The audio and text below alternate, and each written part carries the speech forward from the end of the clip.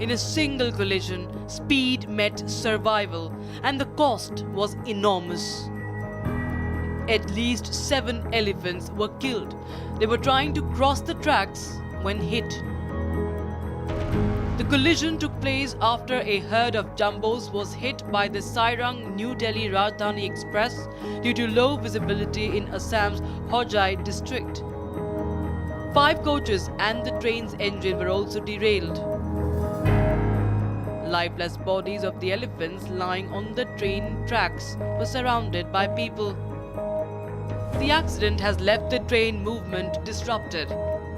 Forest and railway officials are working closely to investigate the cause as it raises concern over wildlife safety along railway tracks.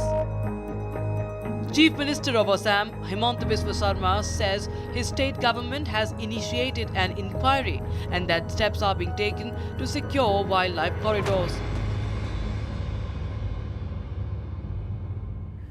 Okay, viewers, that's all that we had for you in this edition of Live and Breaking. But do stay on with us because on the other side, more details into the Aravalli Hills illegal mining, which has now become the nation's #1 talking point. Can of worms now open. Public TV tracks the investigation very, very closely.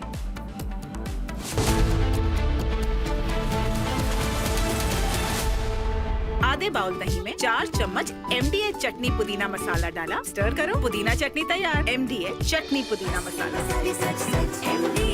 MDH केसरिया से मन जोगी हुआ रे, दिल झूमे देखो मतवारा हुआ रे, केसरिया से मन जोगी हुआ। हर पल मनाओ केसरी त्योहार। विमल, बोलो जुबान Kesari.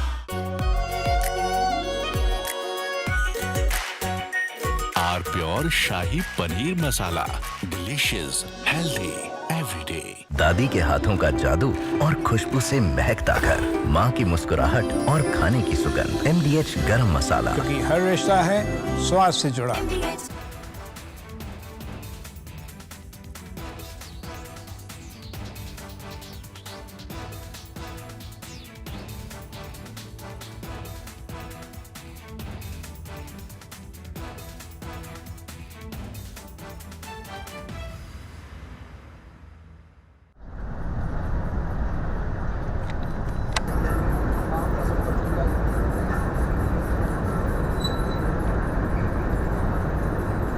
We just now felt this entire mountain shiver because there are blasts going on. As we were telling you, usually for the limestone mining, the acceptable range of the blast is around 1 meter.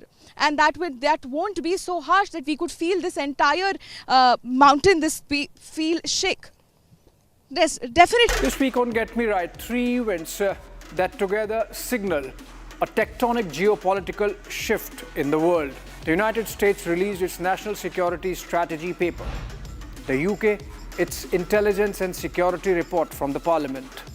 And amidst all this, China crossed, for the first time in world history for any nation, $1 trillion of trade surplus. And then the gas chamber that our national capital becomes every winter.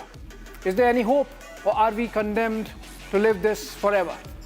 This weekend, Saturday and Sunday, only on Republic TV.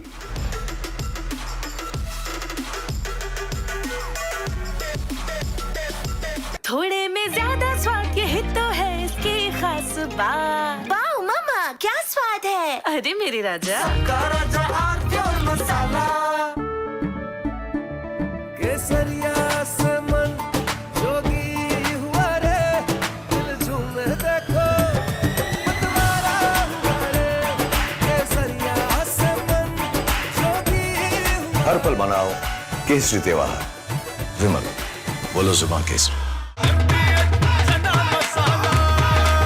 अब छोलिया हो या लोबिया, सफेद चने या काले चने, सब कुछ मजेदार बने।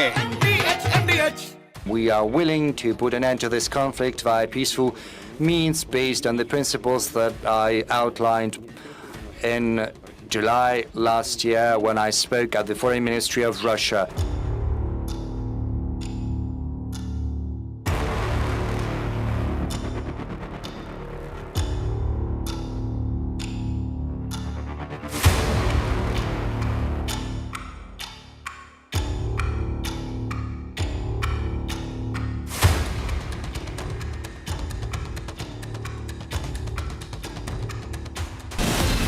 From Asia's largest news headquarters, setting the agenda for Bharat.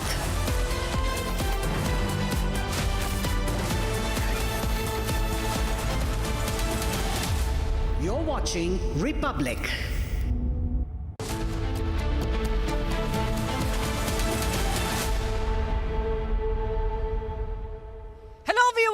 We love breaking. I'm Shivangi Shukla getting you the latest. A very good evening. Republic's Save Aravalli campaign has found resonance amongst our viewers, and Republic continues its coverage, its investigation, and has exposed illegal mining along the Aravallis. We'll get to all the special reports, but the headlines first. Let's get started.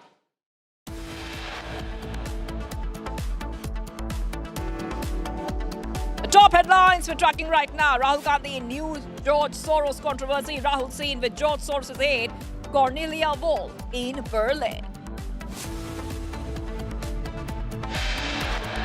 Rahul Gandhi ji Cornelia Wohl के साथ ये कौन सा agenda है भारत विरोधी कि भारत का नेता प्रतिपक्ष ऐसी शक्तियों से मिलके भारत के खिलाफ षड्यंत्र कर रहा है.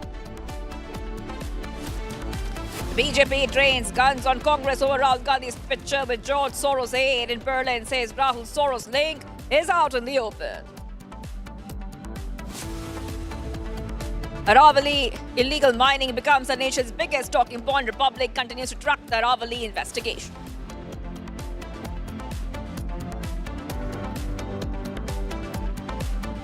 Passenger assaulted by an off-duty pilot. Air India pilot at Delhi's Airport's Terminal 1. Delhi police have shown strict action.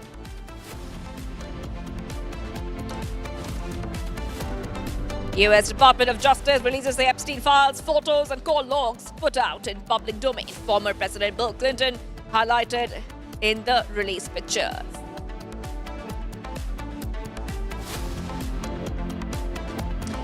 Delhi court orders release of Christian Michelle in Augusta Westland case.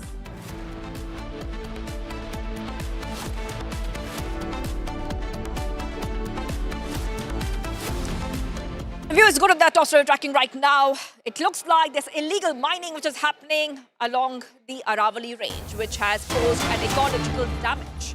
Republic is continuing its investigation. The Aravalli range, by the way, viewers, stretches from Delhi in the north to Gujarat in the south. It's one of the oldest mountain ranges in the world. More than two-thirds of its total area is made up of 15 districts of Rajasthan. The Aravallis, referred to as the green lungs of northern India, are crucial to preserve the region's ecology. But because of ongoing mining, you can see those pictures coming in on your screen, and encroachments, this historic range is in danger of ecological collapse. Republic World has found alarming evidence of ongoing environmental damage caused by the extent of mining in the Aravalli highlands. Viewers, Republic is here at Lalawandi, Ramgarh, Alwar. Yet another village where we can see blatant unfollowing of law and order. We are showing you another such mining activity which is going on around the Aravalli hills. After several villages, be it Jodhpura, be it Panwara, be it even Ajitpura for that matter, now Republic has reached Alwar, and we are going to first start by showing you the impact of the deep hole blasting that we have been showing. The high impact blasting which we felt when the mountain was shaking because of its effect. When the houses were shaking, it felt like there is an earthquake when those blasts were having, and those villages suffer that kind of high impact shaking almost every day, more than 5 times. We are showing you this location right here. You can see this is a water tank made by Jal Jeevan Mission, and this is a fairly new, or I might say a new water tank which hasn't even been used once. But we'll show you how its entire foundation is cracked because of that deep hole blasting. These are the cracks that you can see in the very foundation of it. This is the pillar. These are the cracks in the foundation. We'll show you more. We'll show you another crack in another So this is the condition in all of, we'll also show you, see, in the, not just in the foundation, in also the structure of the water tank, you can see there are cracks. And you ask, why is the crack? The crack is because they are not following law. There is a crusher, there is mining site just in a mere distance of 40 to 60 meter in comparison to the acceptable 500 meters, which is by law the acceptable distance where a mining site or where a crusher should be from a residential area. But because I'll also show you where mining is going on, we can show you in the same frame that is the Aravalli range. Those are the mountains of the Aravalli range, and the mining and the crusher is just on the opposite side of it. So as I told you, the distance is somewhat of around 40 to 60 meter, and there is deep hole blasting of high impact going on there almost every day, and that has caused this very visible crack in the foundation.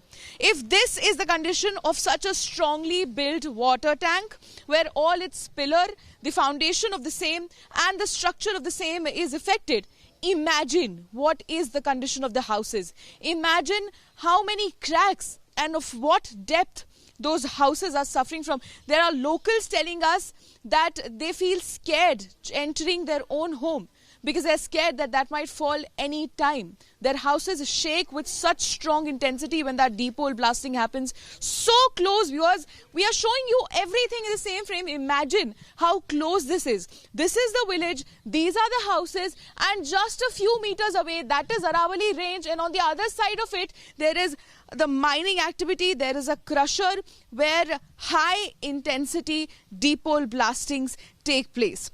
All right, viewers, that was my colleague Shambhavi, and she has been tracking this story very closely from the ground. And it's not just illegal mining which is happening. Illegal mining is happening post-sunset. She also had gone to some places earlier. Now, Shambhavi has spoken to some villagers of Kotputli, and they have raised concerns about the illegal mining in the Aravalli ranges. Take a look. तो आप हमारे एक बार दर्शकों को भी समझाइए, हम उन्हें समझाएंगे आपके पास जो मैप है उससे कि कहाँ आपका गांव और यहाँ आसपास क्या क्या चल रहा है, थोड़ा आप इससे हमें समझाइए। बिल्कुल मैम, हम ललाउंडी गांव में हैं। ललाउंडी गांव में पिछले 10 से 15 सालों से, मिनिमम 15 सालों से कंटिन्यू ब्लास्ट किए जा रहे हैं, माइनिंग, इनलीगल माइनिंग की जा रही है। इनलीगल माइनिंग के अंदर ये हमारा गाँव है सर, मैप में यहाँ हम, हाँ, इधर हम अभी खड़े हुए हैं। ये पूरा अरावली रेंज हमारी पहाड़ी है, छोटी सी प्यारी पहाड़ी मैडम। इसके पीछे आज से 15 साल पहले 3 क्रेशर जोन स्थापित हुए थे, मादेवा, बालाजी, हरी ग्रेड। ये हमारा खसरा नंबर 1294 और ये 1301 पे माइनिंग चल रही है, जिसकी दूरी महज कागज़ों में 60 से 80 मीटर बताई गई है, जबकि एरियल व्यू इसका देखें हम मुश्किल से 20 से 30 मीटर के आसपास होगा। और माइनिंग इतनी भयानक की जा रही है कि रात में भी ये लोग माइनिंग कर रहे हैं। ब्लास्टिंग इतनी तेज़ करते हैं कि भूकंप के झटके हमको महसूस होते हैं। और लगातार माइनिंग, बार बार प्रशासन को सूचित करने के बाद छोटे स्तर से लेके कलेक्टर मैडम और यहाँ तक कि और भी हमने खुद भूपेंद्र यादव जी को भी अपना ज्ञापन दिया है, लेकिन उन्होंने भी हमारी कोई बात पे ध्यान नहीं दिया। ज्ञापन हमारे सामने ही दूसरे अधिकारी को पकड़ा दिया कि देख लो इसे, कुछ कार्रवाई नहीं हो रही मैडम।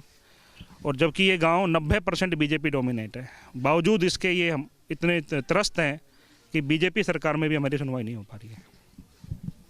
तो अभी आपको ये पता होगा कि जो सुप्रीम कोर्ट है उसने एक नई परिभाषा एक्सेप्ट कर ली है कि जो ये पूरा अरावली है उसमें जो भी पहाड़ 100 मीटर से कम के होंगे वो अरावली में नहीं माने जाएंगे, जो कि लगभग 90% जितने हैं, 90% पहाड़ हैं यहाँ पे। अब इसका मतलब ये होगा कि उनके ऊपर से प्रोटेक्शन हट जाएगा।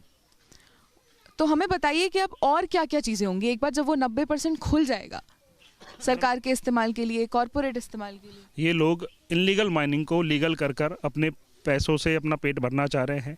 बहुत मोटे स्तर पर ये काम किया जा रहा है। ये लोग चाह रहे हैं कि राजस्थान की संस्कृति जिससे जुड़ी हुई है, राजस्थान का इतिहास अरावली से जुड़ा हुआ है मैडम, हम हमारे होते हुए ये नहीं होने देंगे। अरावली नहीं मिट सकती, जब तक हम हैं अरावली नहीं मिटने देंगे।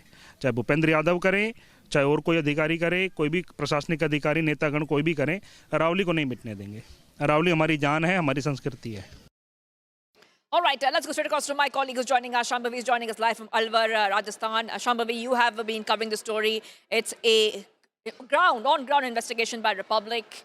And all of viewers can see very clearly that what is happening is extremely, extremely bad for the environment. We are talking about ecological damage. We're talking about the oldest mountains, one of the oldest mountain ranges in the world. You were speaking to some of the villagers there, and they are showing concerns about their future when it comes to the Aravallis, illegal mining, exploitation of the Aravallis. Shambhavi.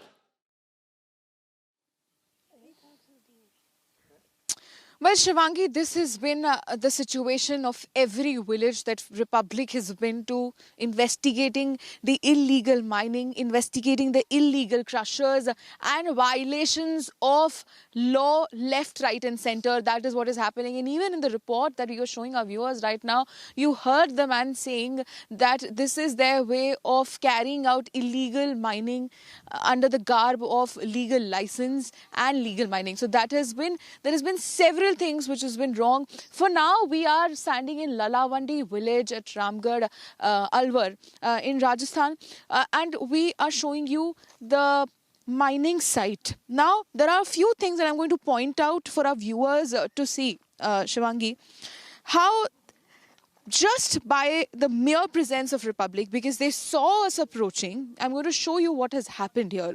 So these crusher employees, these mining site employees, they saw us approaching, and what they did was, I'll show you the way. Now look at the way. There are tire marks, very fresh tire marks, because there is a lot of air, there's a lot of wind. So if you say that this was of an hour ago, maybe there was a movement of some car or some crusher, the tire marks would not sustain. We saw that vehicle, that I'll show you. On the other hand, I'll request my VJ to show you. You can see this very small part of this crane, that yellow crane. So they saw us approaching, they immediately ran and then hid in that area, under that cover that you can see on the frame. I'm very sure you can see on the frame right now. You can just see a tiny part of that tractor, of that loader. It hid from us. When they saw that we have come here to catch them red-handed, you can see the fresh track marks. It started from here. It was doing some excavating on the right end of this site, and it took this road. See, look at the fresh. Again, we are zooming for you, for your convenience, for our audience to see.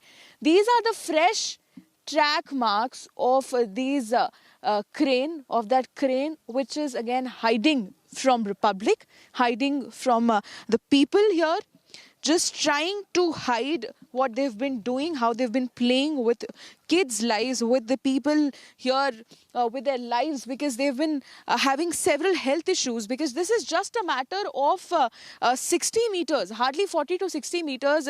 In that report you saw, in the same frame, we could see the village.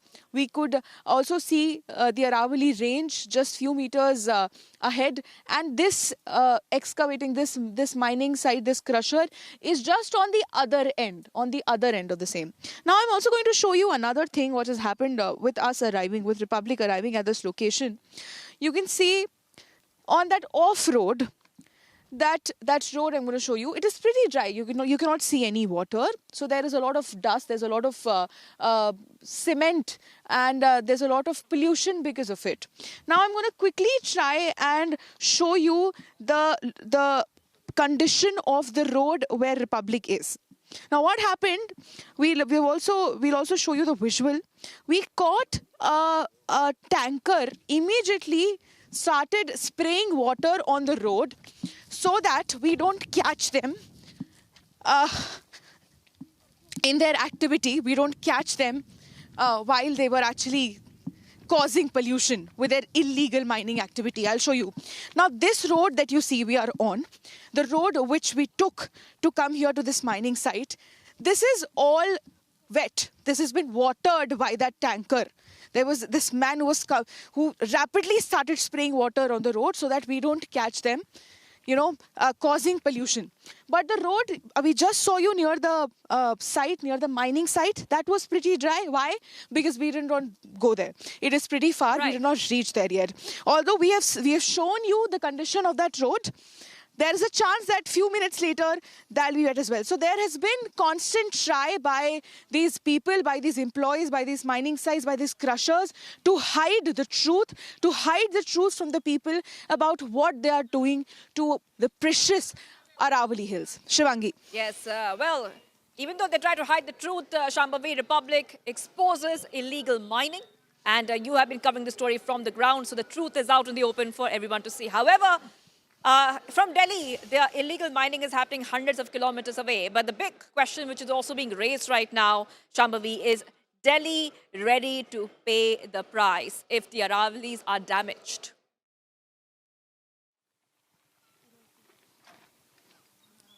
Definitely, and we have been, again, Republic has been very adamant with our campaign called Nota for AQI, where we are showing the poor condition of Delhi even before this new problem, this new situation came up of Supreme Court accepting the new definition of Aravalli Hills. And these sites that we are showing, these sites that Republic has been exposing for the past couple of days, this predates this new definition, Shivangi. This predates the new revelation, the new acceptance of the definition. This predates the lack of protection on around 90% of the Aravalli range. Now, this is the condition when there was protection on the Aravalli range. Imagine what will happen to Aravalli when that protection will not be there to more than 90% of the range. And imagine that when that protection is not there, what will happen to Delhi NCR when it's Aravalli, the lung of the Delhi NCR, is going to be exploited left, right and center by corporate or by different businesses, by illegal mining, by crushers, and so many more things which I'm sure we cannot even imagine. Shivangi. All right, Shambhavi, thank you for getting us all those details. Shambhavi is on the ground. Republic continues its investigation and a campaign continues to save the Aravallis. We move ahead, viewers, to some of the other stories we're tracking. There is a lot of concern which has been raised about wildlife safety along railway tracks. This is coming in after unfortunate incident in Assam where a herd of elephants collided with a speeding train. Take a look.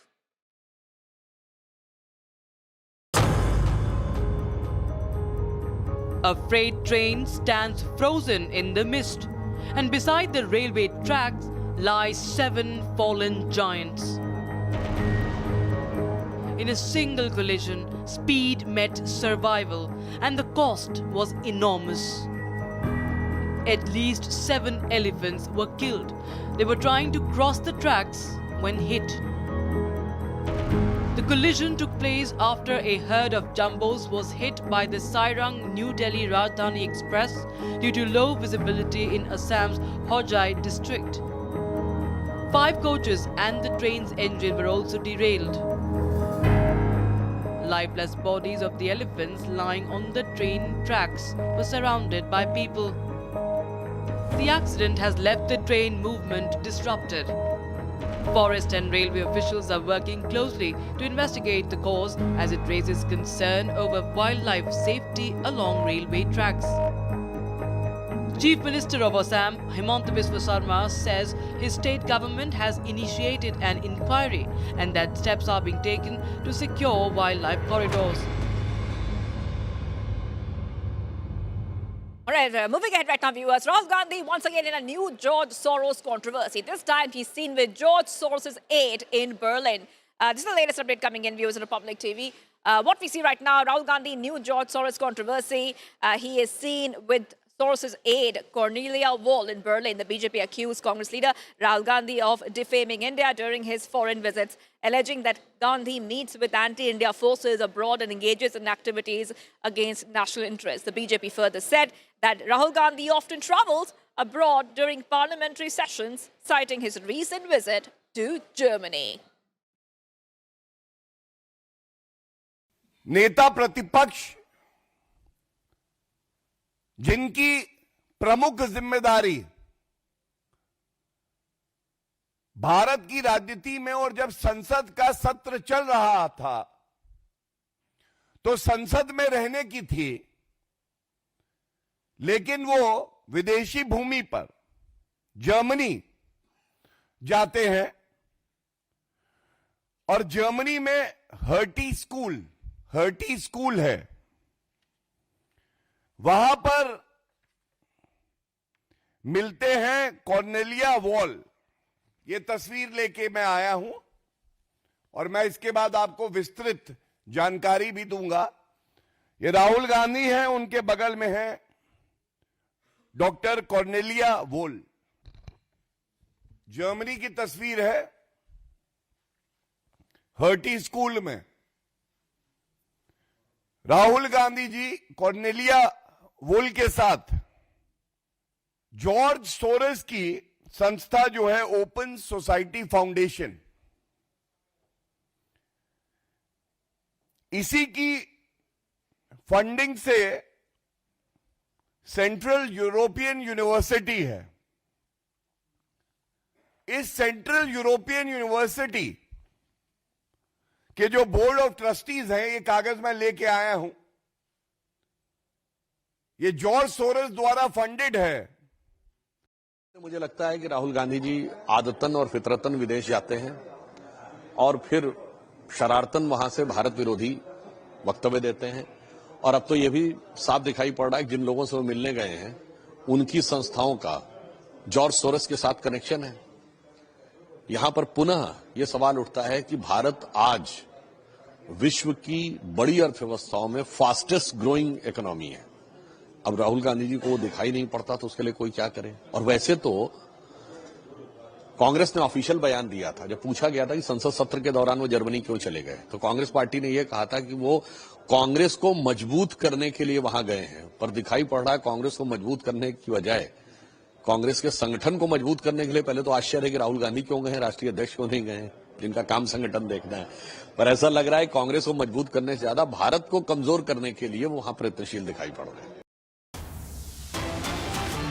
All right, getting you some breaking news coming in, viewers. There's fresh tension that we are seeing between Thailand and Cambodia.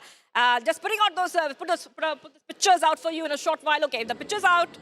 This is a Thai F-16s bombed another casino building near Thailand-Cambodia border region.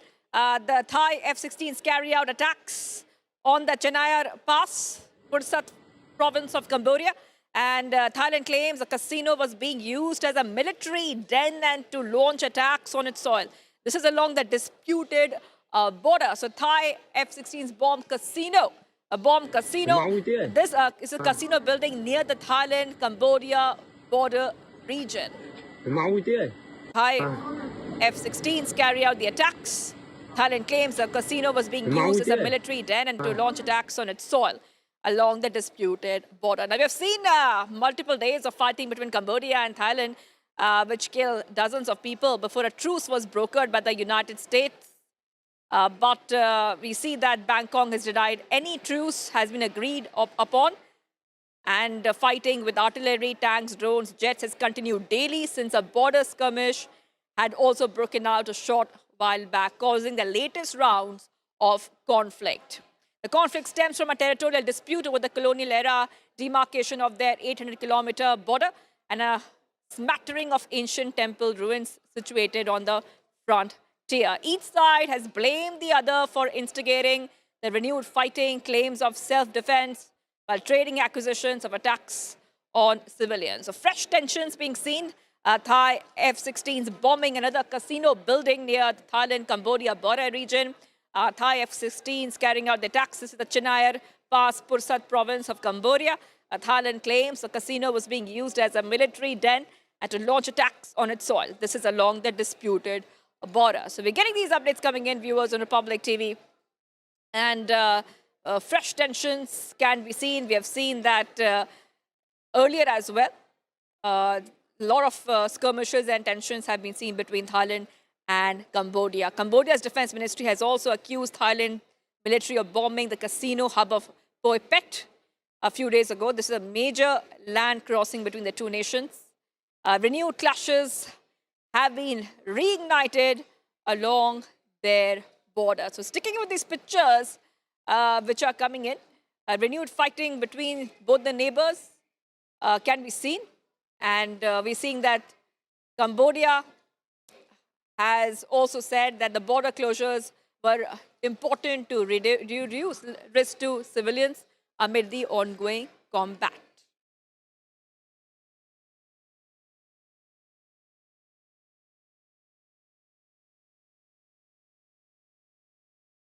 All right, viewers, moving ahead to some of the biggest international developments coming in. The Epstein files are out. The U.S. Department of Justice has released the Epstein files, though partially, and it's raised many questions about the late sex offender and his connections to powerful people. Take a look. Amid much anticipation, the U.S. Justice Department released an initial tranche of documents related to Jeffrey Epstein on Friday, the 19th of December. The documents, which include photos, videos, and investigative files, were highly anticipated after the U.S. Congress passed a law mandating the files to be released in their entirety by Friday. From former U.S. President Bill Clinton to Andrew Mountbatten Windsor and musicians like Mick Jagger and Michael Jackson, the files reveal the involvement of multiple personalities of eminence. The release, however, was soon realized to have fallen short of people's expectations. This is as a file dump, which was dominated mainly by photographs, but also including call logs, court records and other documents, have many details heavily redacted. Just put out the files and stop redacting names that don't need to be redacted.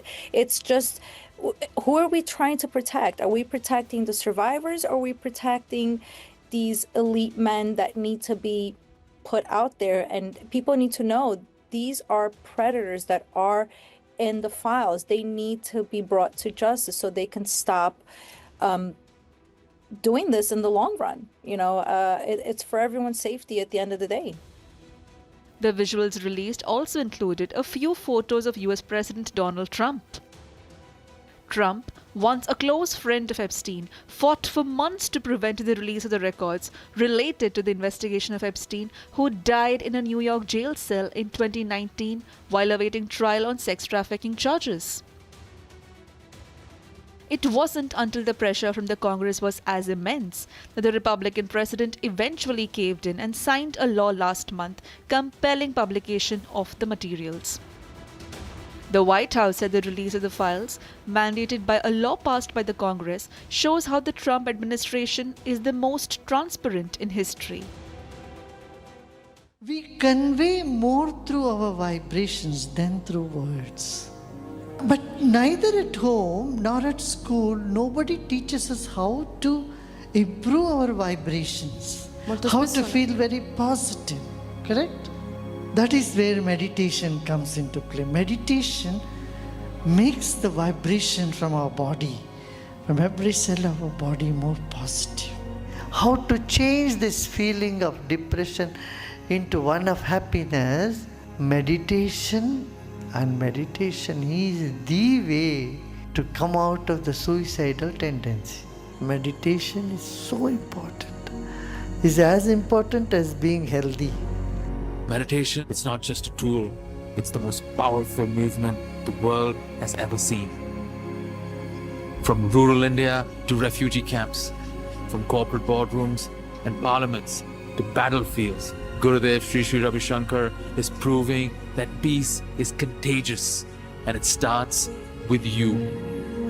Now join him for the World Meditation Day, a celebration of the inner power that can transform you and the world.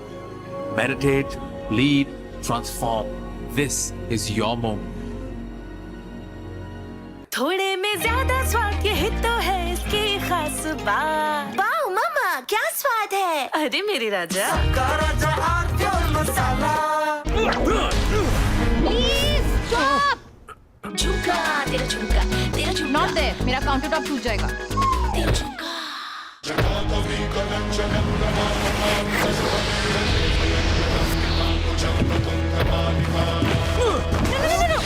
मेरी chimney टूट जाएगी। What are you doing? रानी, इस घर में कुछ है जो टूटता नहीं।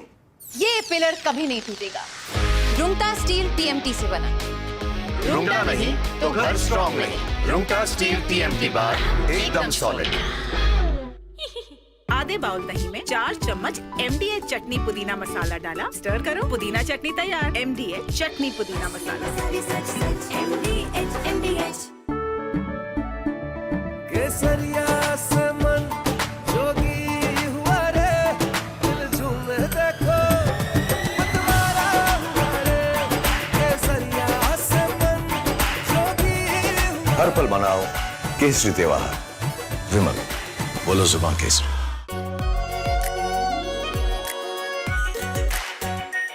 Are pure shahi paneer masala, delicious, healthy everyday.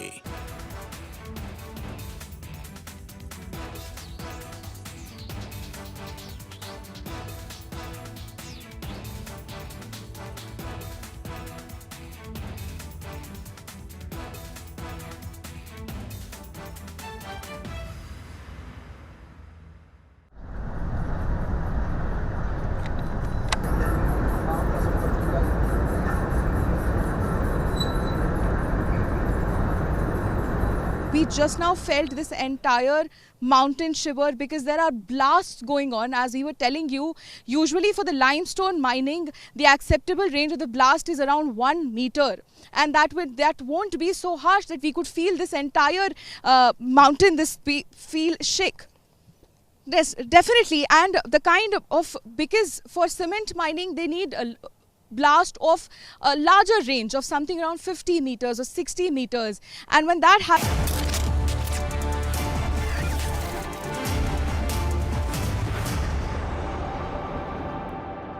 good evening and welcome to our estate, Building the Nation.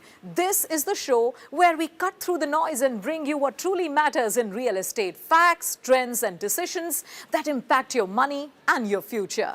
Tonight, from the key developments shaping the market this week to stories that help you make better decisions, we've got you covered. Let's begin with the top real estate news making headlines this week.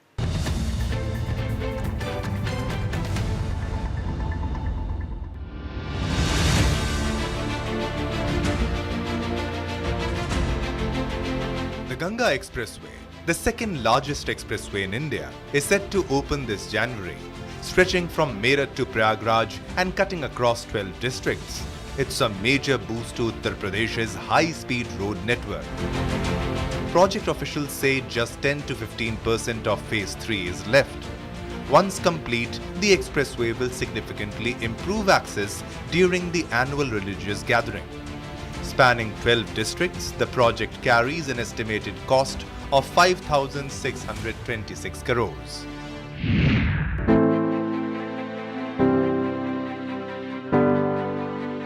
The Ghaziabad Development Authority is gearing up to launch the first phase of its mega Harnandipuram housing project within the next 5 months.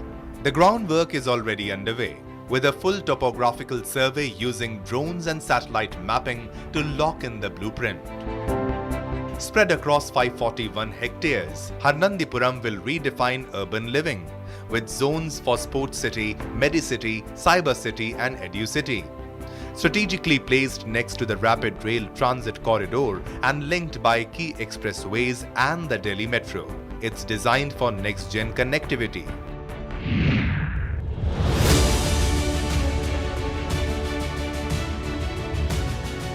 Navi Mumbai is set to roll out its intelligent traffic management system on Palm Beach Road next month. Developed through a PPP model, the NMMC's tech-led pilot aims to upgrade traffic control without adding financial pressure. Once active, the ITMS will adjust signal timings in real time based on vehicle density at every junction. The system is designed to cut delays, ease congestion, and keep traffic moving smoothly across the city. Once you understand what's happening in the market, the next question is, how do we build better spaces to live in? On Design Dialogue today, we bring you a story on Anagram Architects, an award-winning practice known for thoughtful, climate-responsive design and a strong sense of responsibility towards people and communities.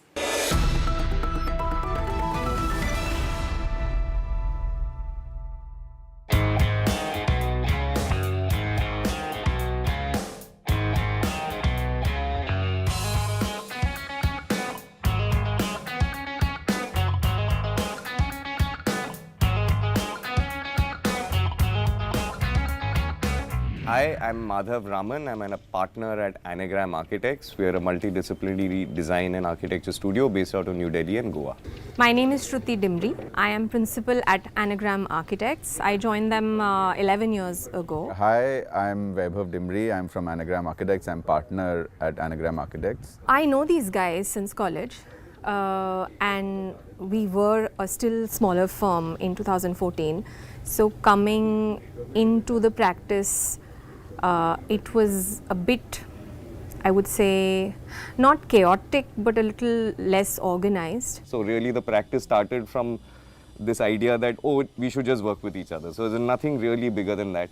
But it's lasted us now almost 25 years. The kind of education system that we come from, where we used to make models with our own hand, or test construction techniques with our own hand on site, that kind of culture has remained in our office. In remote areas when we are working, you try and use technology and cameras and Zoom links, but I think we still heavily rely on touching the material ourselves.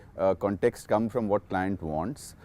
It obviously comes from climate, where it belongs. The cultural context is important, the climate is very important, but the budgets are also equally contextual. So how can we be within the budget or what the client is aspiring that building to be? I think it's very important. We should never forget that we are building for somebody else. Some of our houses that we've done, they seem to have a lot of impact for the families they live in them. There's outre, there's cleft. You see, in India, a home that people build for themselves comes at the end of a very long aspirational journey. It's not considered a real estate investment. So I think most of our private residences is where you can genuinely see an impact in the lives. We are looking at how homes are morphing now as we build larger and larger apartment complexes, residential complexes. We are understanding the dynamic between living as an individual in a larger community, and also the understanding of how those are actually instruments of real estate investment. People are looking for dividends that are financial, not just aspirational. So these are the things that we are beginning to understand now. You have to get material that is locally available, as much as possible naturally occurring materials. It's very simple, and there are very few things that you have to follow to ensure that the building is sustainable as it can be. You have to follow climatology, you have to respect the sun, its angle, its distance, seasons, etc. And you don't have to do too much. So I think all of our buildings do follow very thorough guidelines as far as sustainability is concerned, because the approach is such, because the studio approaches projects in such a way that it is inevitable that the approach to construction follows these values. HARDC was the first building actually we ever did. And interestingly so that we were very young at that point of time, and client put a lot of trust on us. He wanted an efficient building for his NGO. Simply, that was the only brief. As in, we were looking at it beyond just the building. And that's what we always do. We don't look at building within its footprint. We are looking at it in the context of where it belongs. But obviously the limelight was the jali or the brick facade which we created. And at that point of time, it was very, very unique because there was no parametrics then and computers were very new. And we worked with the masons, and we learned a lot with the masons. That was the first building, so we didn't even know. To the first building, instead of making simple bricks, we made the brick differently. And it was just a thought. But then with masons and stuff, we tried to work it out, and it was very hands-on. I think our studio is very concerned about what's going to happen because of climate change over the next 20 years, which is really where we see ourselves before we sort of retire. And I think it's a very, very dynamic space, and it requires not just this idea of sustainability, but now I think architecture has to move on to resilience. We can see how our cities are flooding, how we live in many cities, and this is across the world, in places that are very, very highly polluted, where we seem to have eradicated all other forms of life forms like flora, fauna. Cities are no longer lively places. I think these are all concerns that architecture can address successfully. You've heard this many times before, but bad design is the actually expensive design, and this is something that you have to tell the client, that if you don't get a designer, then you're actually building something that's going to cost you much more in the longer run. I think there is a huge change in the consumer in the last 10 years, where I think more and more people understand the value of good design, which is not just limited to having something that you can take a picture in front of and put on Instagram. It goes way beyond. I think people really understand now. This cleft house is something, it's a residence. It's residence in North Delhi. Client wanted something which he had never seen before. And when we went to the site and when we saw the site, we realized that there are no views up front. If you look at the entire road, you realize that lots of buildings are there. They are basically, they have default balconies because balconies are free of FAR. So people, whatever you get free, people want it. So we decided, why do we actually need it? Why do we go for default where balconies are given? So we decided not to have any balconies, not to have any windows, because it didn't require. And there was no view. And that also created a very monolithic kind of structure. And when it was getting built, people thought it was a mall or something. It's not a, so we don't believe in typologies. You know, we don't say that house is a typology which has to be designed like this. I think typology, how the space feels. So if the courtyard feels like a house, it's a house. If it feels like a mall, it's a mall. People who want to study architecture and become architects are coming from smaller and smaller towns. I think it's a great thing. I would seriously advise that anyone who comes to a big city to learn architecture should try and consider going back to their town and setting up a studio. I think the value you would bring to your community would be so immense. It would replace any other joy that you may get out of winning a competition, winning an award. Just people you know coming to you and saying what an awesome building or what an awesome space you created is a joy that's incomparable. In our Real Report this evening, we take a closer look at why religious cities across India are witnessing a real estate surge and the factors driving this growing demand.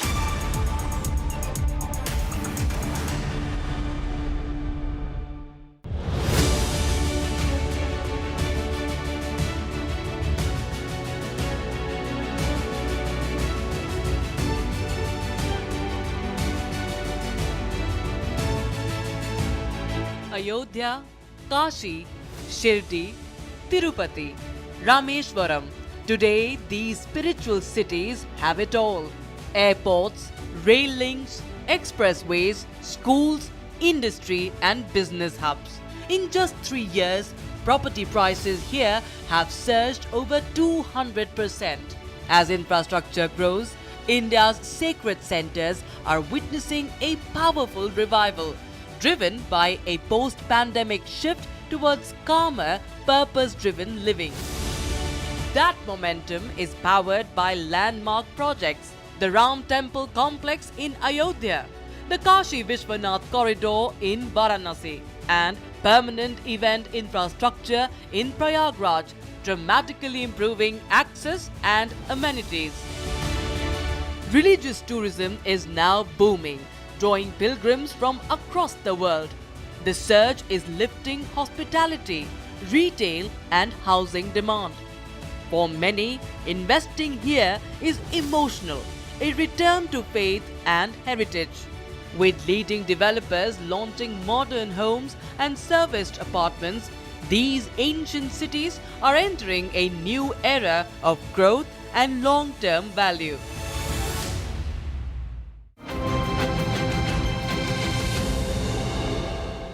After that report, I'm here in the studio with Ashwinder R. Singh to address some of the questions many of you have been asking. This is the Clarity Corner, and Ashwinder R. Singh will help us in breaking it down for you. So, I have quick questions for you. Let me ask you the first one. For someone looking to sell their property, one of the biggest challenge is pricing it right.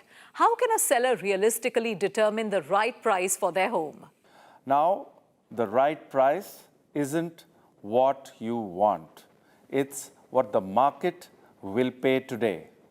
Benchmark against recent sales within 1-2 kilometers, not just listing. Real buyers pay for usability and not nostalgia. Another point to keep in mind is, as a seller, if you price your properties 5-7% below the perceived market rate, the property sells 3 times faster. Yes, it sells 3 times faster. In real estate, time is money and liquidity is the new luxury. Remember, liquidity will always score more than anything else in real estate. There's been a lot of conversation around interest rates. Do you think the recent rate cut will actually translate into higher housing sales? Well, I want to tell you that the world has changed, Indian buyer has changed, and it is all about sentiments. And rate cut is no more the sole driver. Buyers move when jobs, confidence, and supply of real estate aligns. India's housing market is now aspiration driven. It is more aspiration sensitive, not rate sensitive. The new buyer fortunately responds more to lifestyle than to loan rates. I think we give far more importance to rate cuts than we should. Earlier, this was not the case, but now the Indian home buyer and real estate investor is far more evolved. We've seen steady momentum in the luxury housing segment. Do you expect this demand to continue over the next few years? Yes, luxury demand is driven by wealth formalization and not speculation. People need to understand that. Buyers are mostly end users, not flippers. And that is why luxury demand is going to be good. Luxury today means privacy, wellness, and design. It's a secular demand story and not a cyclical one. People have become aspirational. They want a good quality of life. They need good amenities. They need a good standard of living. That's why the luxury demand, according to me, is going to remain consistent, sustainable, and thrive. Why just for 3 years, but maybe for the next decade? And finally, many people see real estate as a long-term investment. Does investing in property still offer the potential for stable passive income? The 3 pillars of passive income are rental yield, co-investment, and fractional ownership. In today's time and age, all are strengthened by technology, platforms, and blockchain. The smartest investors, according to me, build cash flow before capital gain, rent before resale, yield before the yield curve. Real estate is a great asset class for passive income, but it is also a great asset class for capital appreciation along with passive income. If you keep real estate as a long-term asset class investment instrument, in 10 years, you'll be surprised that it has given more returns than any other asset class ever, whether it is equity, whether it is gold, or anything else. So yes, these are the 3 things you can keep in mind while choosing real estate as a passive income instrument. Thank you so much, Mr. Ashwinder R. Singh, for joining us here today on Our Estate, Building the Nation. And now it's time to look ahead. In 26 for 2026, we bring you the trends already shaping the future of real estate, quick, focused, and easy to follow.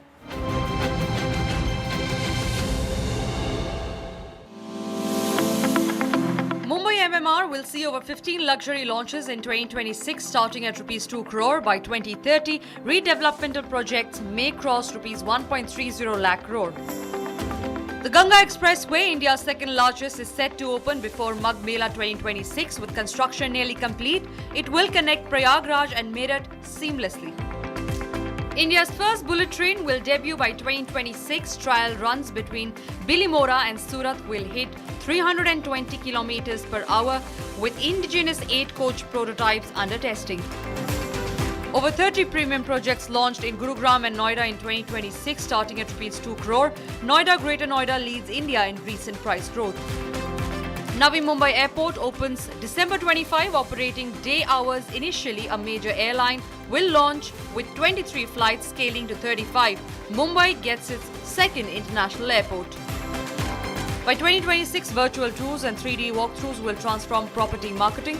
Better material planning may cut construction waste by 30%, while AI could boost sales efficiency up to 30%. Circles rates across major cities like Delhi NCR and Mumbai may rise nearly 20%, driven by land prices and large-scale infrastructure upgrades. The Delhi-Mumbai Expressway, India's biggest road project, is expected by May 2026, cutting travel time between the two cities to just 12 hours.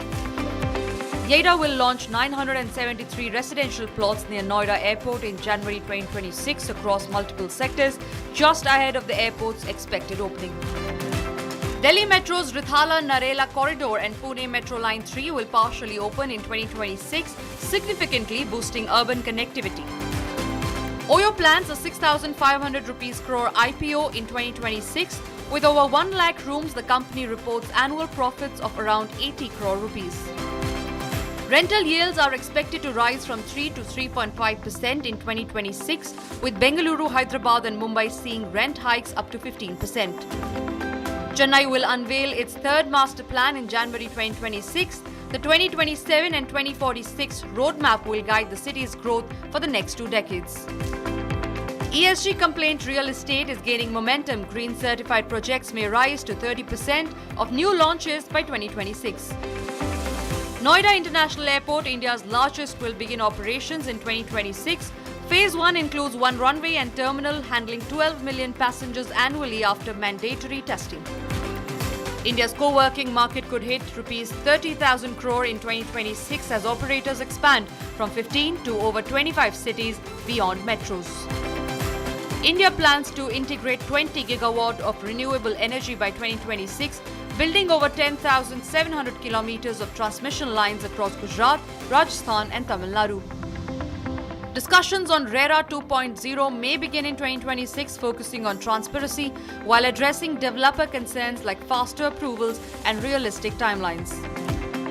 A 14,000 crore rupees freight corridor will link Vadhavan Port to Samruddhi Mahamarg, easing congestion and improving north-south connectivity in Maharashtra. The FNG Expressway is set to open by 2026, cutting travel time by 40 minutes and unlocking major housing, retail and office development across NCR. Affordable housing supply may rise 8% in 2026 with prices up 5%. Key hotspots include Indore, Surat, Kochi and Jaipur. India's data center capacity is projected to grow 30% in 2026 with $2 billion in fresh investment from global and domestic tech giants. Guwahati is emerging as an IT corridor with hospitality booms across the northeast. With rising tourism, multiple REITs may launch northeast-focused funds by 2026. Commercial real estate is expected to grow up to 12% in 2026, with FDI touching $7 billion across top business cities. 10 cities including Pune, Kochi, Indore, Jaipur and Ahmedabad are set to see strong real estate appreciation in 2026. Pepperfry targets a 2026 IPO after $150 million funding and plans 50 showrooms. Sadoxo expands smart cities, Siemens launches smart building services and Ultratech adds major capacity. That's all we have on this edition of Our Estate, Building the Nation. From the week's top news to design, data and what lies ahead, we hope tonight's show helped you better understand a fast-changing real estate landscape. Thank you for watching. Stay tuned for more and we'll see you next time on Our Estate, Building the Nation.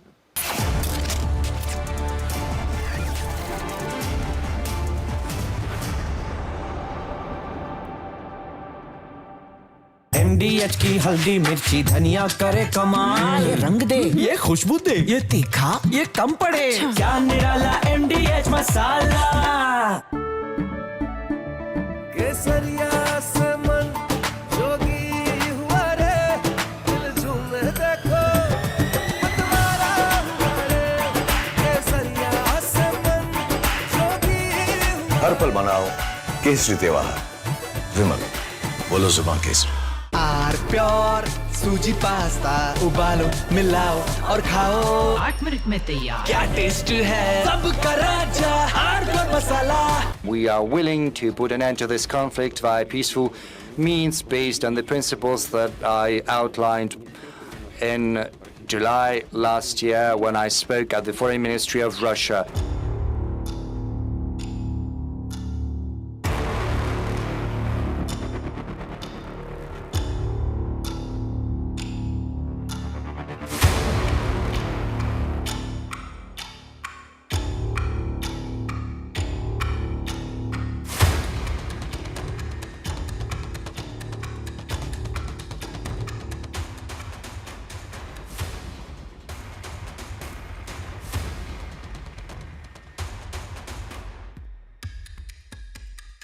Putin squarely blamed Kyiv for the failure of peace negotiations, accusing Ukraine's leadership of refusing dialogue.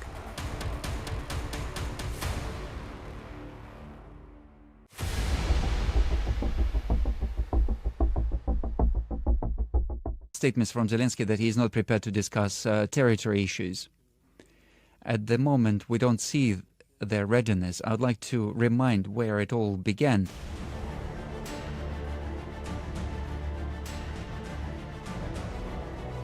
Rejecting allegations against Russia, Putin claimed Moscow did not start the war. Putin blames roots of Ukraine conflict lie in 2014 anti-constitutional coup. We did not start this war. This war began as a result. Kashmir police has intensified the security grid all along the Indo-Pakistan international border and its connecting areas after the dense fog has engulfed the Jammu region, especially the areas close to the border. And here you will see that all the vehicles that are coming from the border areas and are heading towards the city, they are thoroughly being checked, the identity is being asked, and only then these people are being allowed to move beyond this point. Because if Sarjeevan can show you the deployment of the security forces that has been done here, that their identities are being checked and then they are being allowed, because they want to ensure that there is no untoward incident that takes place. Even you will see that these vehicles that are coming, their identity cards are being checked by the police and only then they are being allowed to move beyond this point. Here on this side you will see that the visibility has gone down. The visibility has dipped below roughly 30 to 40 meters here on the Indo-Pakistan international border, which makes it really very challenging. थोड़े में ज्यादा स्वाद, यही तो है इसकी खास बात। वाओ मामा, क्या स्वाद है। अरे मेरे राजा, सबका राजा R pure masala. Please stop! झुमका, तेरा झुमका, तेरा झुमका। Not there. मेरा काउंटर टॉप टूट जाएगा। तेरा झुमका।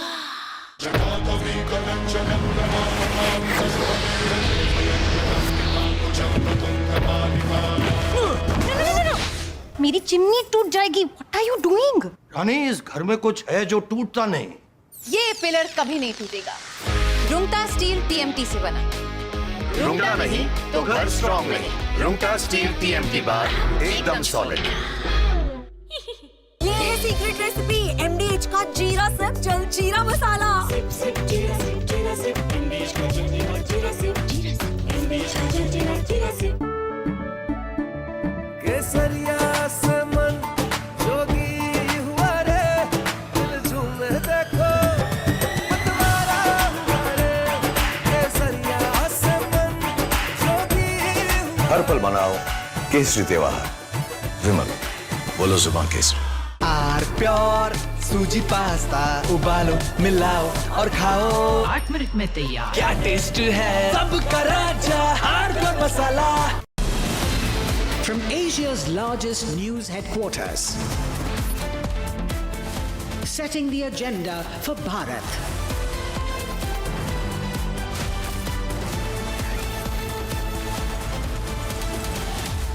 You're watching Republic.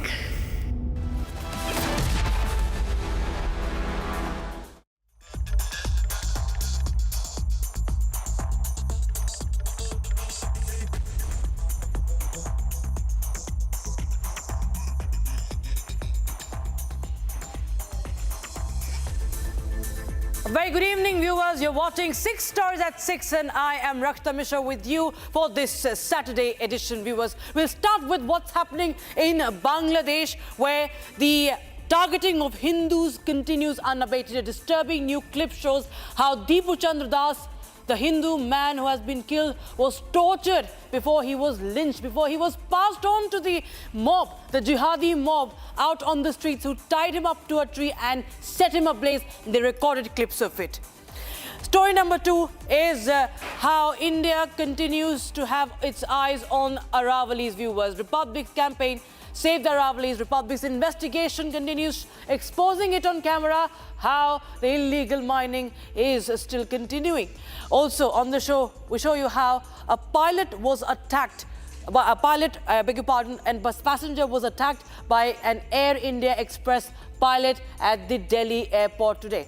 And also, we show you how Rahul Gandhi is once again in trouble, as a picture of him meeting Soros aid services. BJP is training its guns on him now, calling it he's meeting the enemies of India. Story number 5 is on the tragic collision that has led to the death of 7 elephants after a train hit a herd of jumbos in Assam. And finally, we will tell you more about the Epstein files. The first trove, the initial trove, has been released, and what the questions that have been raising, we'll tell you all about that. But first, we start with the situation in the neighboring country of Bangladesh. It's on the edge. Radical extremists have taken over the streets. Jihadi mobs have taken over the streets right under the nose of Muhammad Yunus, the chief of the interim regime, who also happens to be a Nobel Peace Prize winner. His country is far from being peaceful.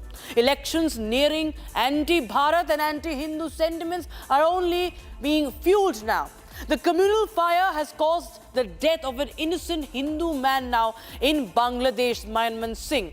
This clip we are going to play out shows Deepu Chandra Das being tortured inside a factory first. He's framed under false charges and then allegedly handed over. He was handed over by the police, by the authorities, to a radical Islamist mob who lynched him to death. Extremely disturbing clip. We have to blur out that visual. The question now is simple. Can Hindus ever be safe in a Bangladesh that is slipping deeper into radicalization? What's more appalling, ladies and gentlemen, is that those who harp on pseudo-secularism and talk about the so-called persecution of minorities in the country, the bigger question is, don't Hindu lives matter to them? Why no eyes on Bangladeshi Hindus, we ask.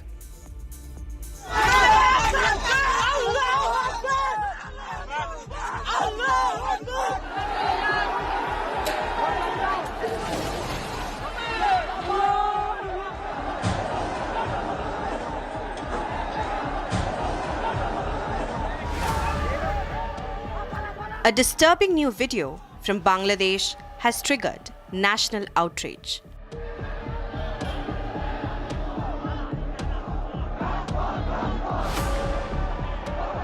Reports suggest Hindu man Deepu Chandra was tortured and harassed inside the factory, framed under false charges, and then handed over by police to a radical Islamist mob. Deepu Chandra was a young Hindu man lynched to death, his body set ablaze by a ruthless mob.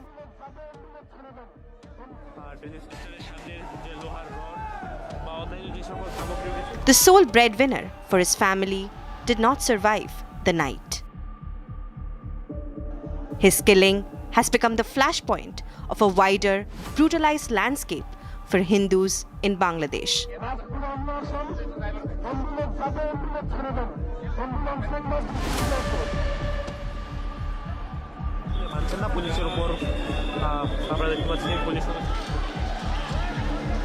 Streets erupting, mobs running unchecked, and attacks breaking out across Dhaka. A country on the boil, where extremists are emboldened and the interim government is failing to rein them in.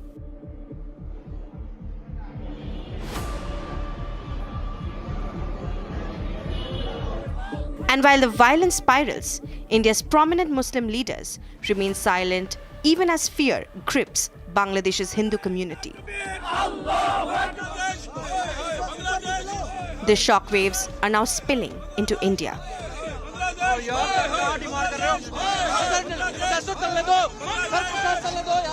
Protests have also erupted in Jammu against the Yunus government in Bangladesh.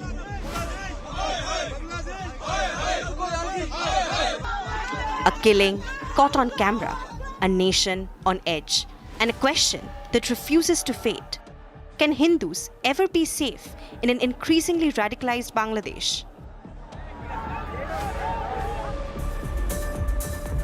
And the other big story that we are tracking on Republic TV viewers, that's the Save the Aravallis.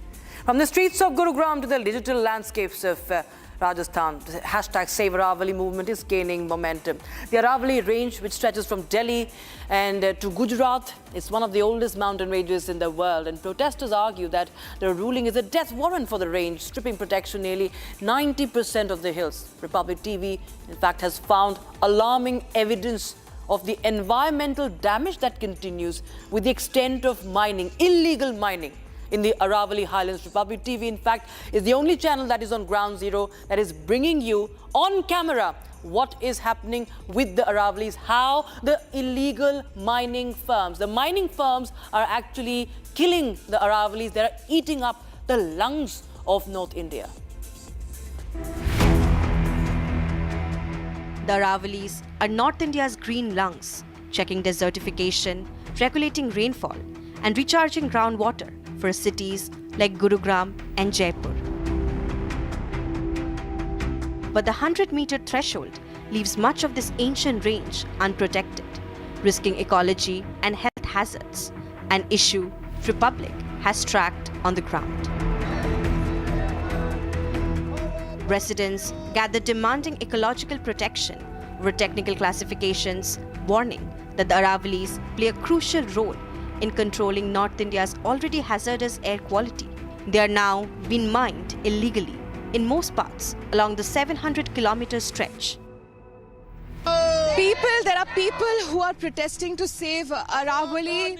There are people, local villagers, several individuals who've been fighting to save Aravallis, and with the latest new acceptance of the new definition of the Aravalli Hills, we know that this entire mountain range is in danger. Because around 90% of the mountain range is below 100 meters, thus it will not qualify to be a part of the Aravalli Hills. Aravalli Hills, also known as the lungs of the New Delhi NCR, also known as the lungs of the New Delhi NCR, they are in danger. Large sections of the Aravalli Hills have been flattened to fall below the 100-meter benchmark, even as villagers allege continued illegal mining in violation of court orders. There were hundreds of people here with us who were sharing their stories, sharing their version, how this illegal mining, even before this acceptance of the new definition by the Supreme Court, has been troubling their lives, has hugely impacted their lives. And even on this right now, I can show you, we are just near the residential area of this mining, and as per law, any blast site should be at least at a distance of around 500 meters or 1500 meters. But we are just at a mere distance of around 82 meters from the blast site. And few of the houses here, like this one, is just at a distance of 42 feet. So people here are struggling. They have serious health issues. They're having trouble breathing. Locals say mining activity continues unchecked, causing environmental damage and serious health concerns, while powerful mining interests operate despite legal restrictions. People are saying that it is getting difficult for them to breathe at this point because of the local factory, local cement crusher, which is just placed a few feet away from this village. As protests intensify, the battle to save the Aravallis has become a fight for air, water, and survival, raising urgent questions on environmental justice.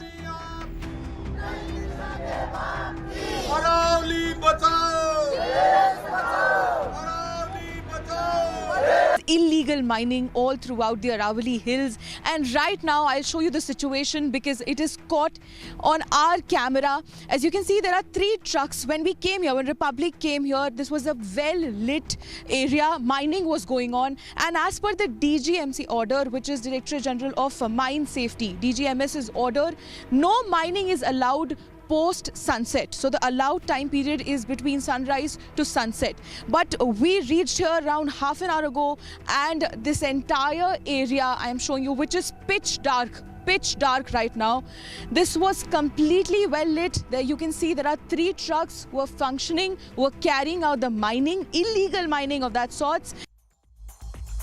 Now, a passenger at Delhi Airport Terminal 1 alleged that an off-duty pilot of the Air India Express Airlines physically assaulted him, left him bloodied after an altercation over the passenger cutting the security queue, and it escalated into a brawl. Now, he said that the airline, what we know is that the airline later said that the pilot has been removed from his official duties, he has been suspended, he has been grounded.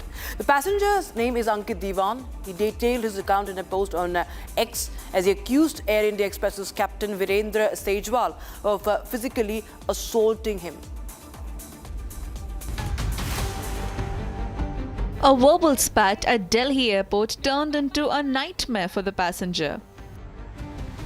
Beaten in front of his children and wife, the younger child, a 4-month-old in stroller. An experienced pilot has now been grounded for his conduct, which by no means suits a pilot. He assaulted a passenger at Terminal 1. The pilot, when questioned for jumping the queue, replied to the passenger in fury, "Are you an illiterate? Can't you read? This line is for staff."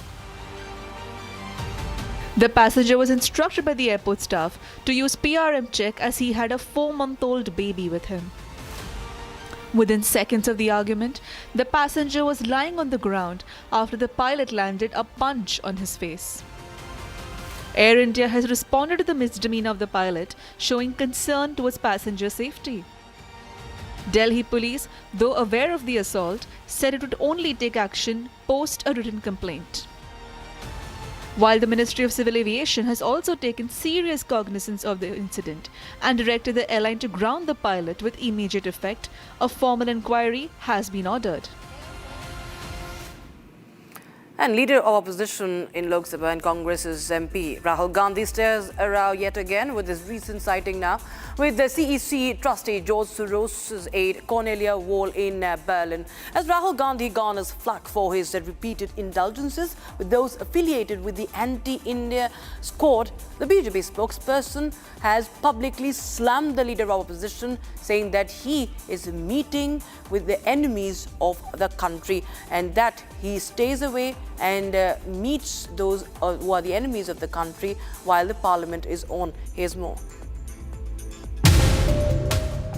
Leader of opposition and Congress leader Rahul Gandhi is at the center of another Soros controversy.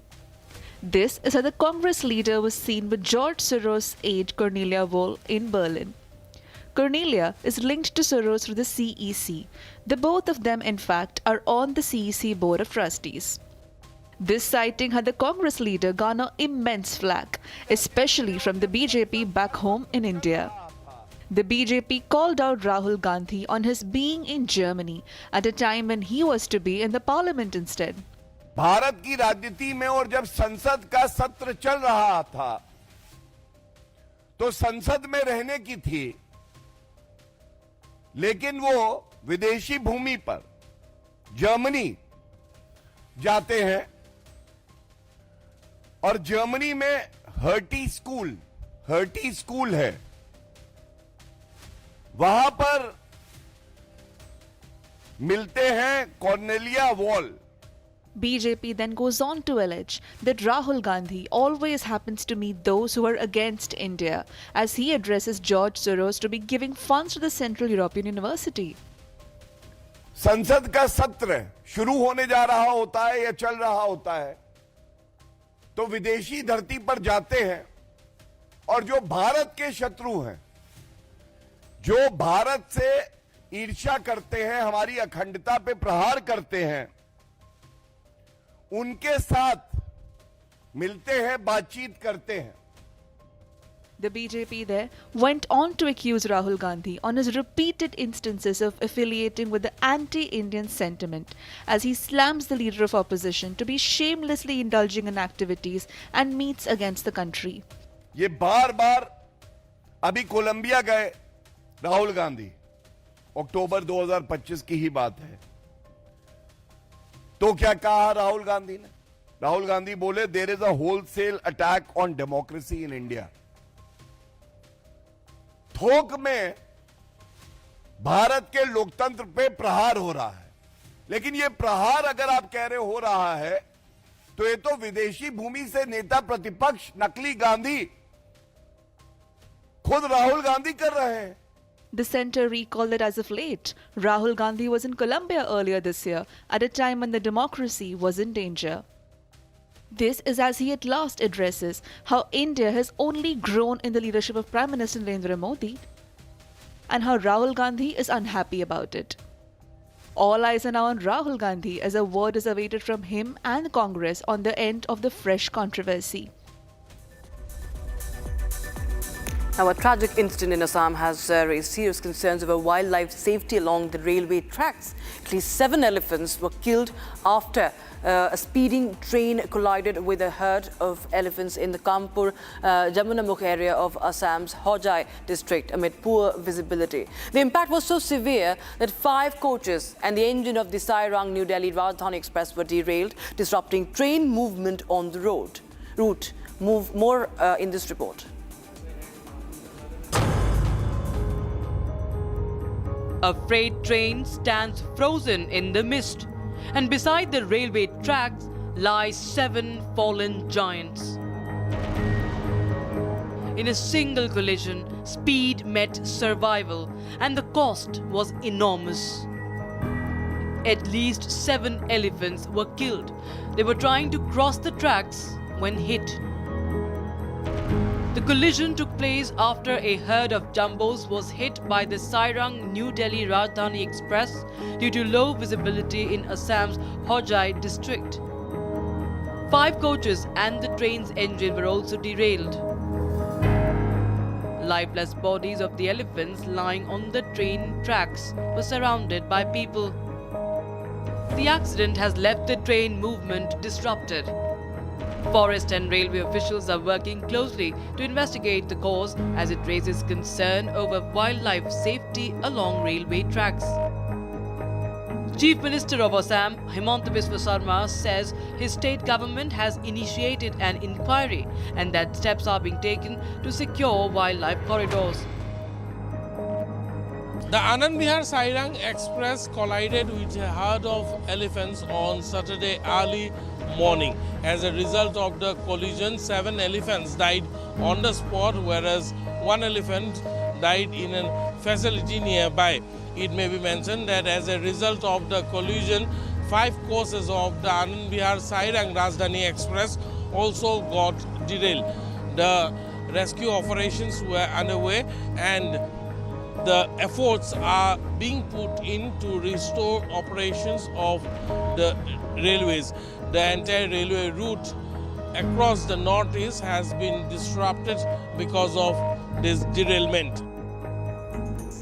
Now, the US Department of Justice released and published thousands of files related to Jeffrey Epstein, a release long anticipated for his potential to reveal new details about the late sex offender and his connections to powerful people. But it was clear soon after that the release would fall far short of those expectations. The partial release have garnered immense criticism.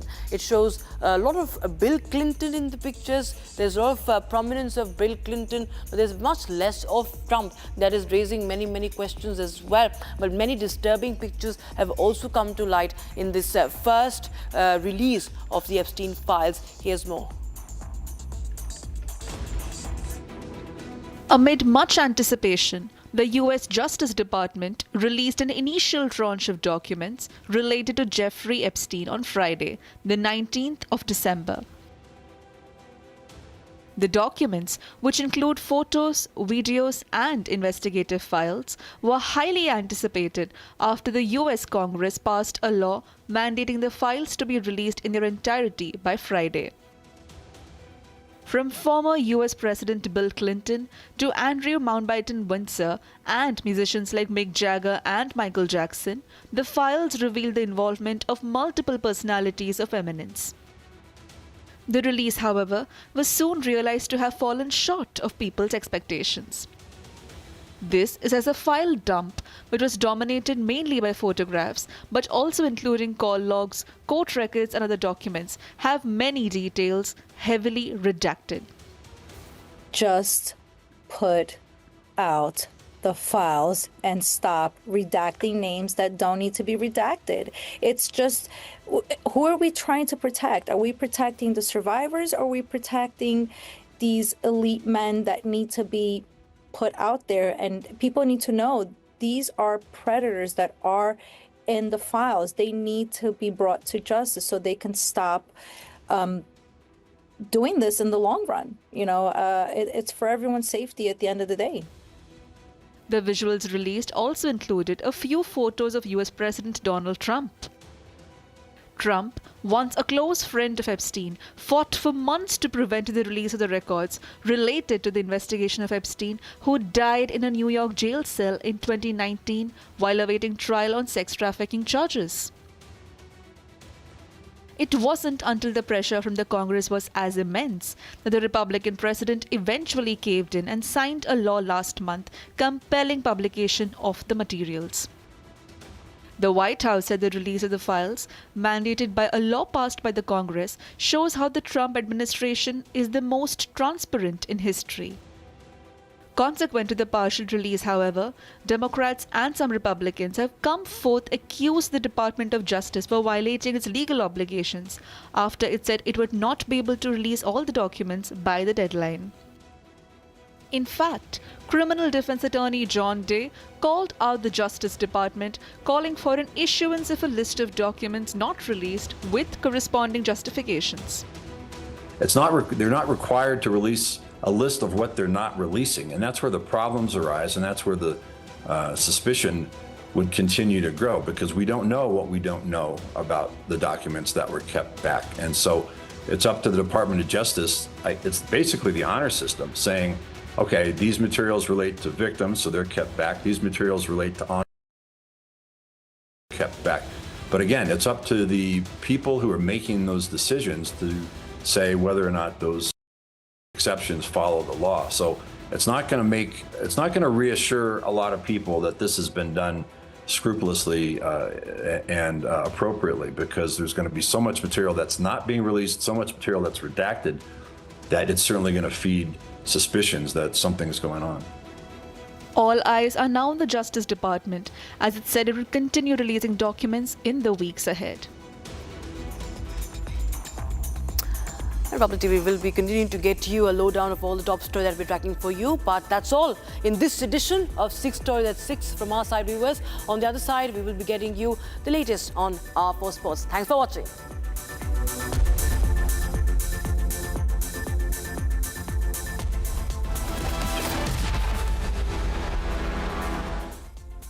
आधे bowl दही में 4 चम्मच MDH चटनी पुदीना मसाला डाला, stir करो, पुदीना चटनी तैयार। MDH चटनी पुदीना मसाला।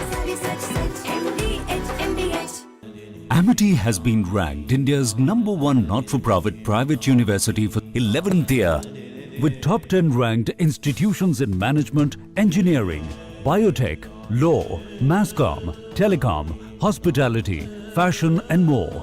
Yet another top ranking for Amity University.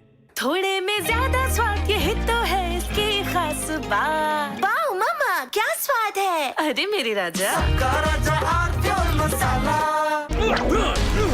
Please stop! झुमका, तेरा झुमका, तेरा झुमका। Not there. मेरा काउंटर टॉप टूट जाएगा। तेरा झुमका।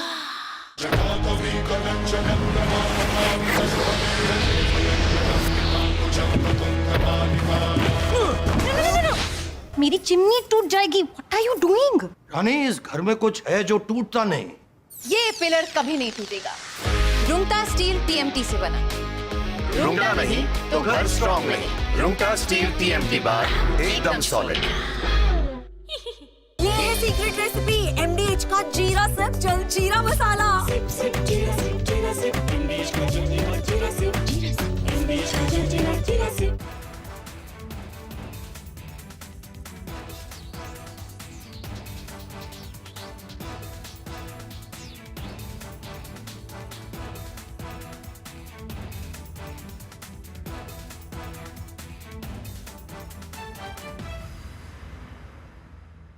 We are willing to put an end to this conflict via peaceful means based on the principle. Kashmir police has intensified the security grid all along the Indo-Pakistan international border and its connecting areas after the dense fog has engulfed the Jammu region, especially the areas close to the border. And here you will see that all the vehicles that are coming from the border areas and are heading towards the city, they are thoroughly being checked, the identity is being asked, and only then these people are being allowed to move beyond this point. Because if Sarjeevan can show you the deployment of the security forces that has been done here, that their identities are being checked and then they are being allowed, because they want to ensure that there is no untoward incident that takes place. Even you will see that these vehicles that are coming, their identity cards are being checked by the police, and only then they are being allowed to move beyond this point. Here on this side you will see that the visibility has gone down. The visibility has dipped below roughly 30 to 40 meters here on the Indo-Pakistan international border, which makes it really very challenging.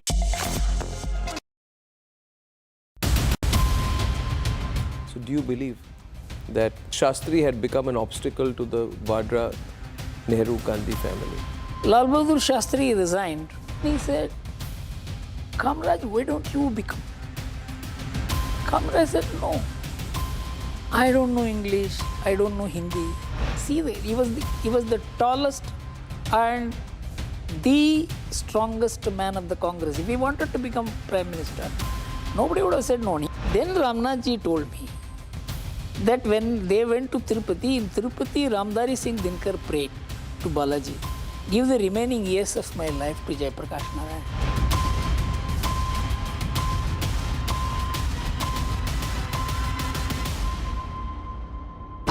Pure सूजी pasta उबालो मिलाओ और खाओ 8 minute में तैयार. क्या taste है सबका राजा R pure masala. Please stop.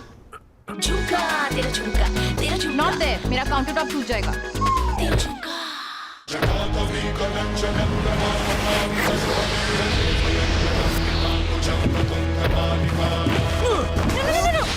मेरी चिमनी टूट जाएगी. What are you doing? रानी, इस घर में कुछ है जो टूटता नहीं. ये पिलर कभी नहीं टूटेगा. रुंगटा स्टील TMT से बना. रुंगटा नहीं तो घर स्ट्रॉन्ग नहीं. रुंगटा स्टील TMT बार एकदम सॉलिड. MDH की हल्दी मिर्ची धनिया करे कमाल. ये रंग दे, ये खुशबू दे, ये तीखा, ये कम पड़े. क्या निराला MDH masala.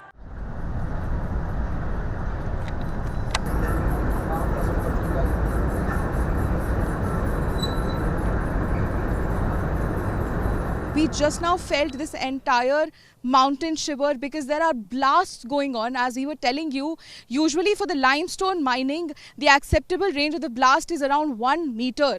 And that won't be so harsh that we could feel this entire mountain, feel shake. Yes, definitely. And the kind of, because for cement mining, they need a blast of...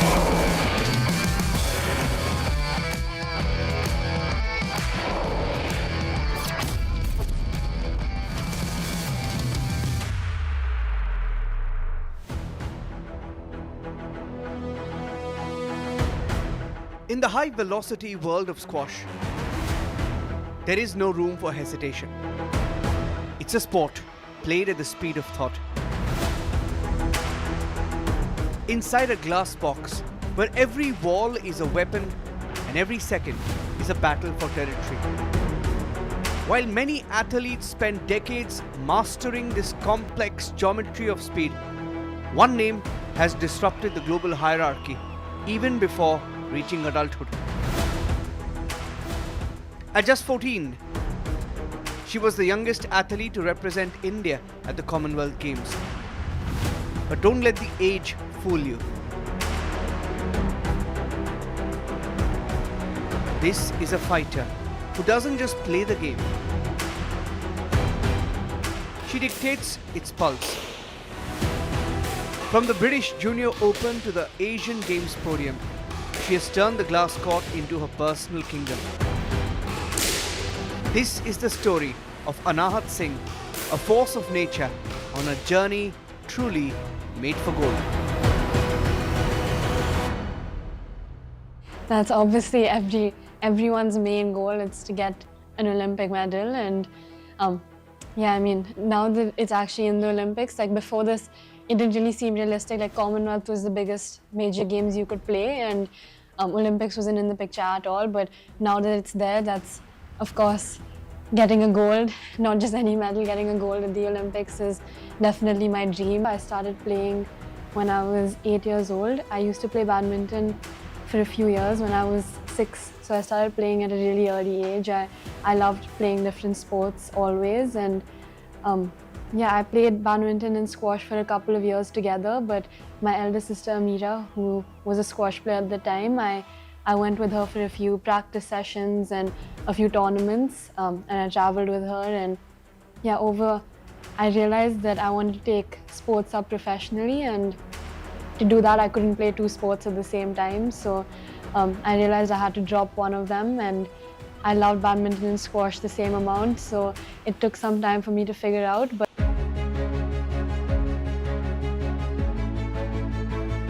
every masterpiece has a surprising first sketch. For Anahat, the dream didn't start with a squash racket. It started with a shuttlecock. Inspired by the legendary PV Sindhu, she began as a badminton prodigy. But destiny had other plans. It was the rhythmic echo of her sister Amira's squash practice that pulled her towards the glass walls. The transition was serendipitous. Initially, it was a matter of convenience for her parents, Gursharan and Tani, to have both daughters in the same spot. But Anahat brought something unique from the badminton court. An uncanny hand-eye coordination and lethal volleys that left opponents stranded. She soon realized that while she enjoyed the shuttle, she owned the court. By age 8, the shift was complete. A badminton fan became India's greatest squash home.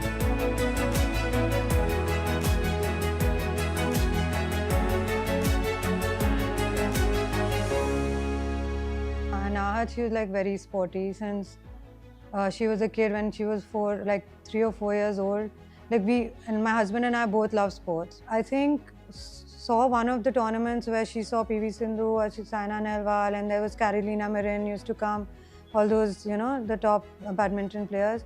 And she was like, I want to play badminton. And she was really young, and we never used to take her seriously.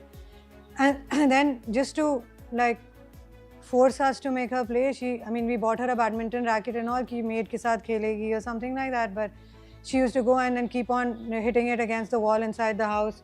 And if we wouldn't pay heed to her, she'd go and hit it on our heads also. She was just so convinced that she wanted to play, and she was trying to, every time we come back from work, she's like, Mama, Papa, I want to play and all that. Then finally, when she was around 5, I tried to take her, and she was always very petite and small. So I tried to take her for training to Siri Fort, and they said that she's just too young and she can't play. I took her again, and I just told that person at the counter saying that she's 6 years old, though she was 5, that she's 6 years old, at least try and make her play one day. See if she's too young, if you feel she's not listening or something, then I'll take her. But he said, okay, we'll try for a few days. And after that, I kept sending her with the maid, and I never went back. And it was almost 6-8 months after that. We got a call from the coach, and he was like, I think you need to pull her out of school because she's pretty, good at what she's doing. Have you ever watched her play?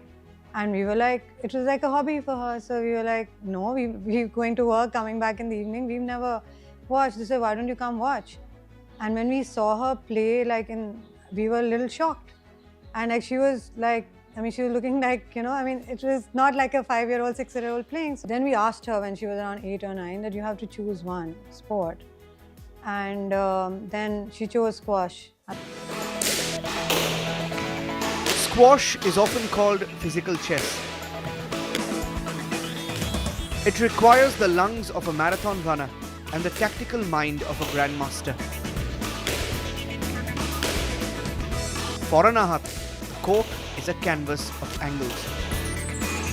Where others see a solid wall, she sees a launch pad for a deceptive drop shot. Where others feel the crushing weight of fatigue, she finds a second wind. I think squash is like, it's a very fast-paced game.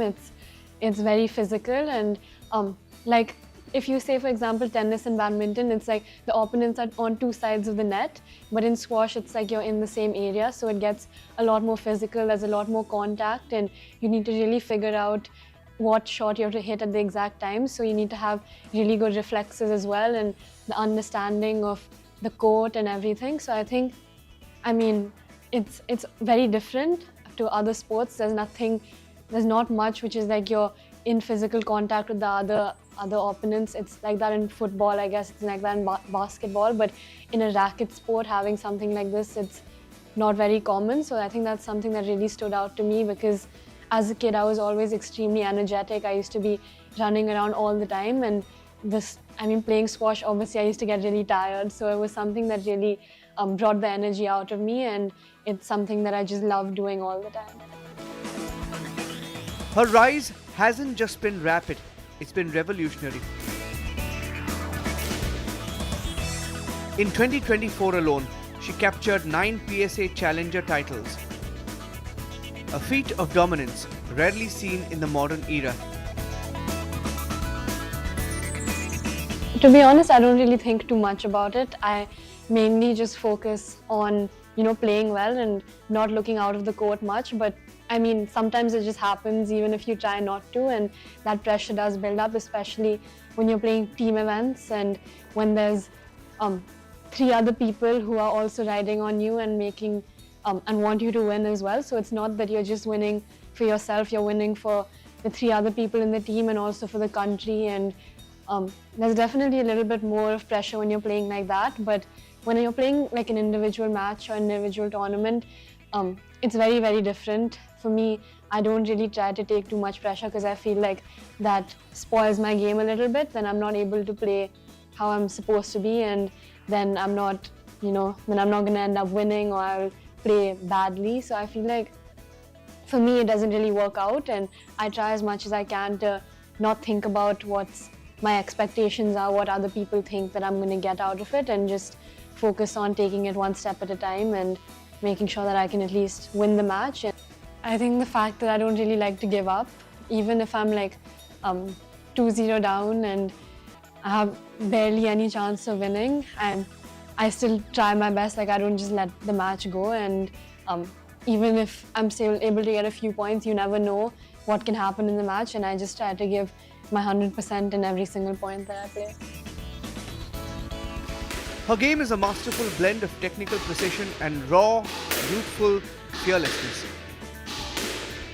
Whether it's a punishing drive to the back or a soft flick at the front, she isn't just competing against opponents, she's rewriting the record books with every lunging return.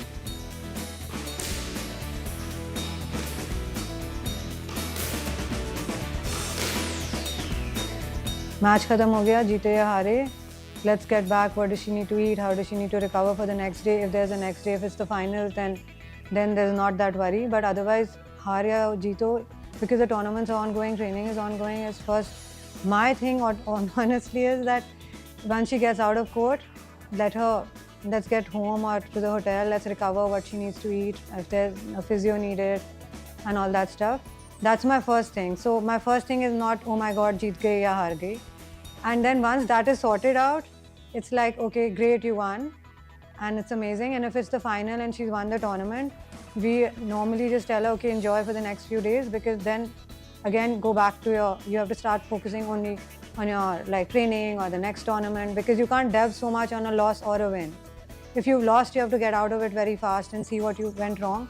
Uske baare mein baat karo, figure it out, and next day let's improve on that. And if you won also, you still have many more things to do.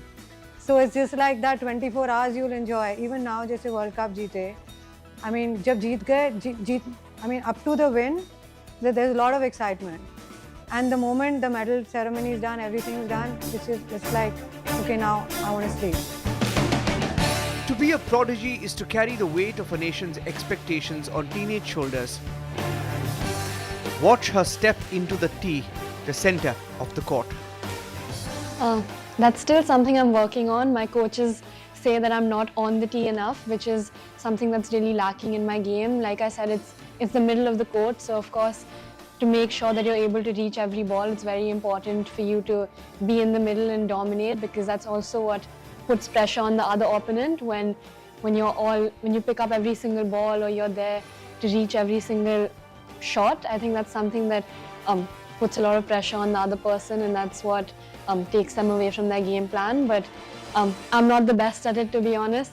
It's still one of my main aims. That's something that I've been working on for the last couple of months, and it's one of the most important parts of the game as well.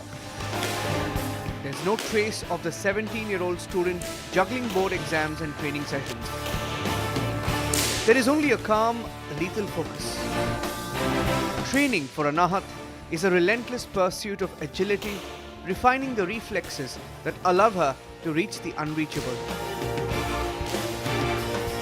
I mean, if I have school and I'm not able to spend too much time on court, then I just play for like 2 hours in a day, 1 hour squash and then 1 hour's gym or like movement work. And if I have like the weekend or holidays, or I'm out training with my coach, then I spend a little bit more time playing on court, because I prioritize that a little bit more, because I focus a little bit more on my shots rather than my physicality. But yeah, as the years are going on, because the last couple of years I couldn't really work too much in the gym, because they said it's not really recommended when you're quite young. So yeah, I mean, now that I'm getting slightly older and I'm playing more of the senior events as well, that's something I'm focusing more on, working in the gym, improving my movement, and like you said, also dominating the tee and being there. And behind the trophies lies a grueling routine of discipline and sacrifice, while her peers were discovering leisure.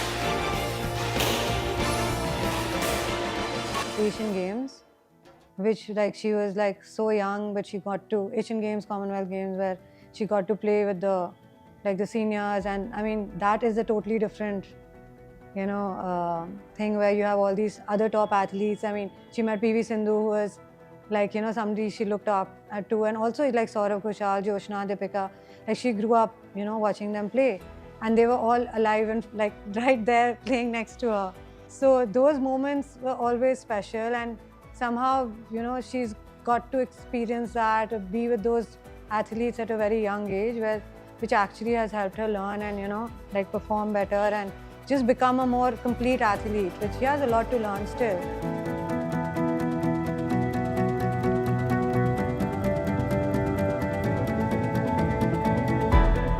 Every tactical boast and every scream of victory is a step towards a singular destination. As squash prepares for its grand debut on the Olympic stage in Los Angeles 2028. Anahat Singh stands at the threshold of history. She's no longer just a rising star. She's the sun around which the future of Indian squash revolves. Because you won. Gold is you won, right? And it's like you've got into the final and you made all that effort. So a loss in the final is like quite a big blow. If you win in the earlier rounds, you still know, okay, fine, next time I'll work harder and do it. But you've reached the finals, you made all that effort, you worked really hard. So winning a gold is obviously, that much more important for your confidence, for like just the effort that you made. So when the national anthem plays and you won and you played for the team, and even now in the World Cup they won and the national anthem was playing, I mean, it's like a different high. It's like the feeling is, you can't describe that feeling. Carries the fire of a champion and the humility of a lifelong student.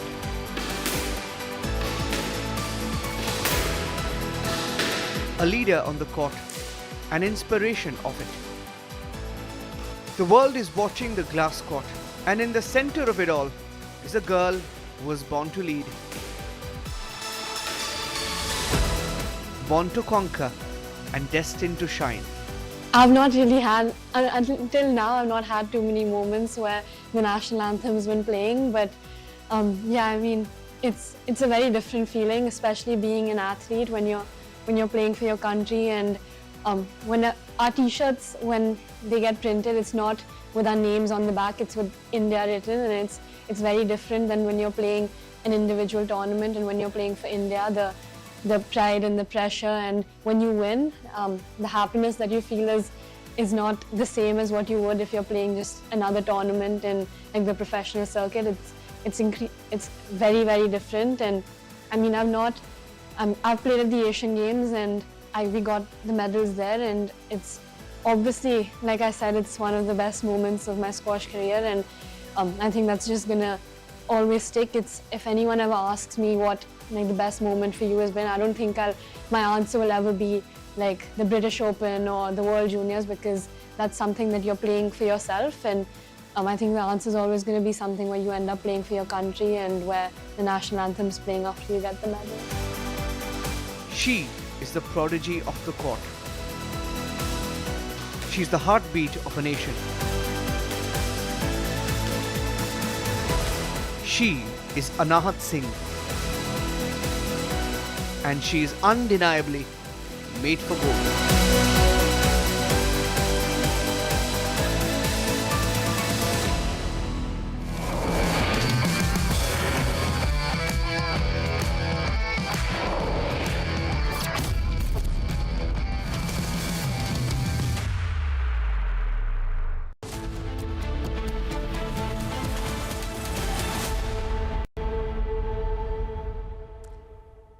Well, I'm breaking. I'm Shivangi Shukla getting you the latest. Let's tell you the top story tracking right now. Now we see that Rahul Gandhi has once again got himself into a controversy after he was seen with the CEC trustee George Soros's aide in Berlin. Now the BJP has hit out at Rahul Gandhi. Take a look at this report as we keep getting you the latest.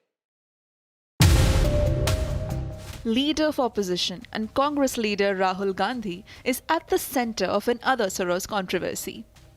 This is how the Congress leader was seen with George Soros' aide Cornelia Wohl in Berlin.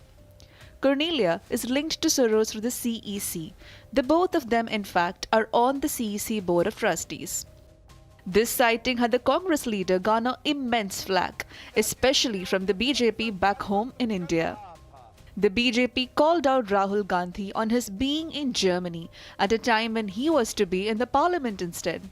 Bharat की राजनीति में और जब संसद का सत्र चल रहा था तो संसद में रहने की थी, लेकिन वो विदेशी भूमि पर जर्मनी जाते हैं और जर्मनी में हर्टी स्कूल है, वहां पर मिलते हैं Cornelia wall. BJP then goes on to allege that Rahul Gandhi always happens to meet those who are against India as he addresses George Soros to be giving funds to the Central European University. संसद का सत्र शुरू होने जा रहा होता है या चल रहा होता है तो विदेशी धरती पर जाते हैं और जो भारत के शत्रु हैं, जो भारत से ईर्ष्या करते हैं, हमारी अखंडता पे प्रहार करते हैं, उनके साथ मिलते हैं, बातचीत करते हैं. The BJP there went on to accuse Rahul Gandhi on his repeated instances of affiliating with the anti-Indian sentiment as he slams the leader of opposition to be shamelessly indulging in activities and meets against the country. ये बार-बार अभी Colombia गए राहुल गांधी, अक्टूबर 2025 की ही बात है. तो क्या कहा राहुल गांधी ने? राहुल गांधी बोले there is a wholesale attack on democracy in India.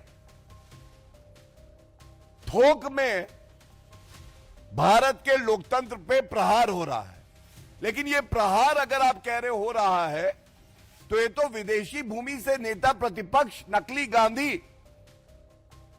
खुद राहुल गांधी कर रहे हैं। The centre recalled that as of late, Rahul Gandhi was in Colombia earlier this year, at a time when the democracy was in danger.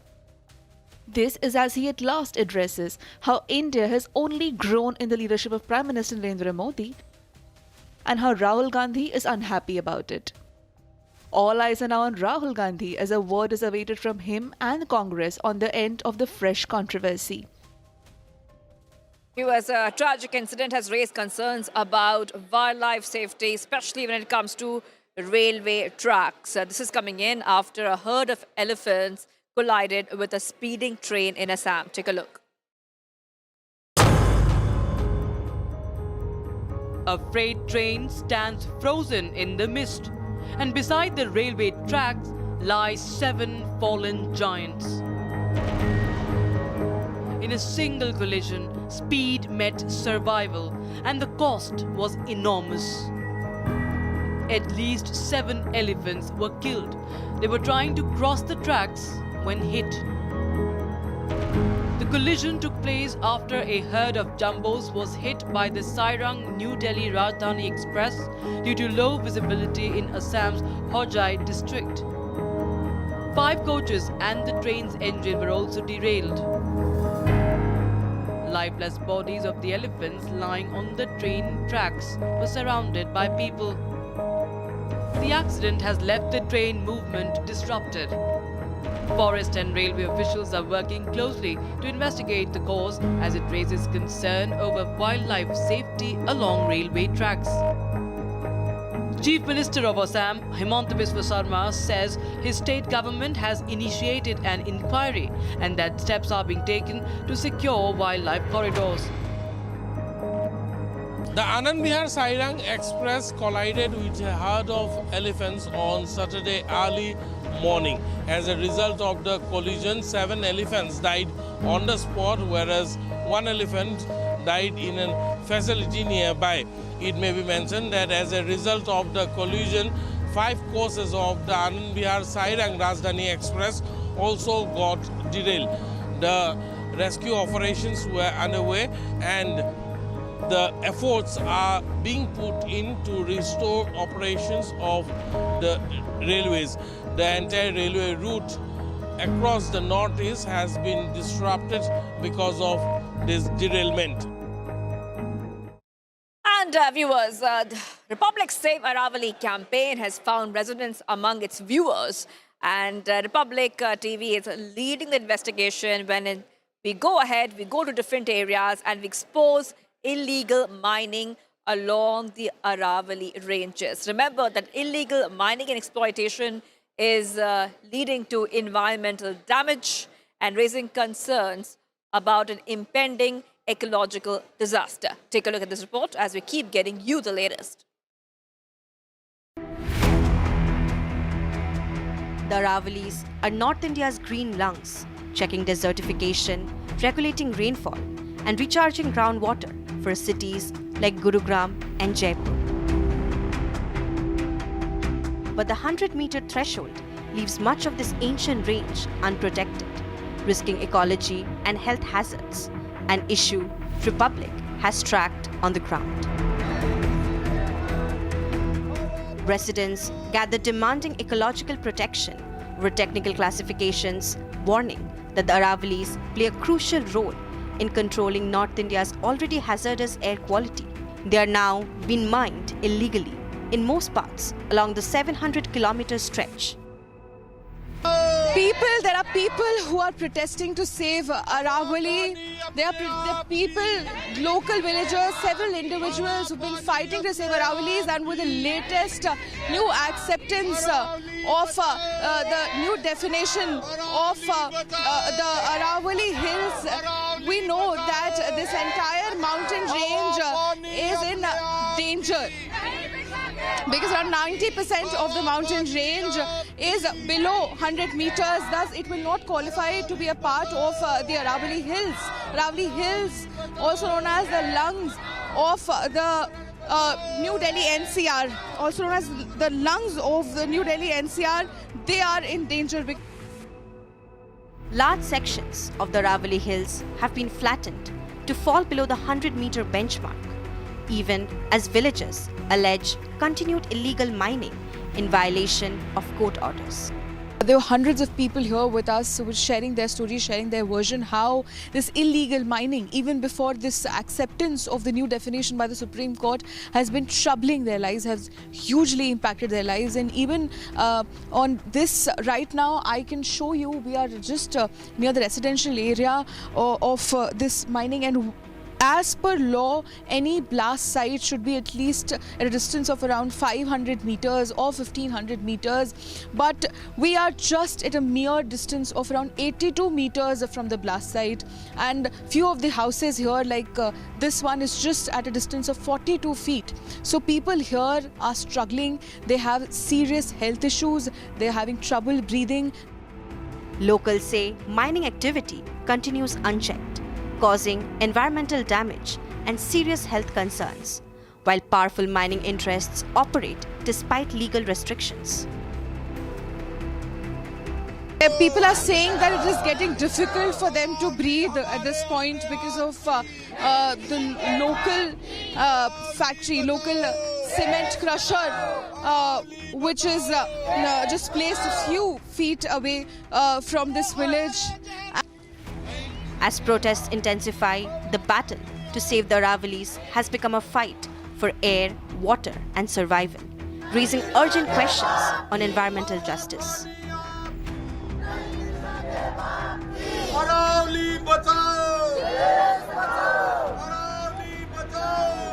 Illegal mining all throughout the Aravalli Hills, and right now I'll show you the situation because it is caught on our camera. As you can see, there are 3 trucks. When we came here, when Republic came here, this was a well-lit area. Mining was going on, and as per the DGMC order, which is Directorate General of Mine Safety, DGMS's order, no mining is allowed post-sunset. So the allowed time period is between sunrise to sunset.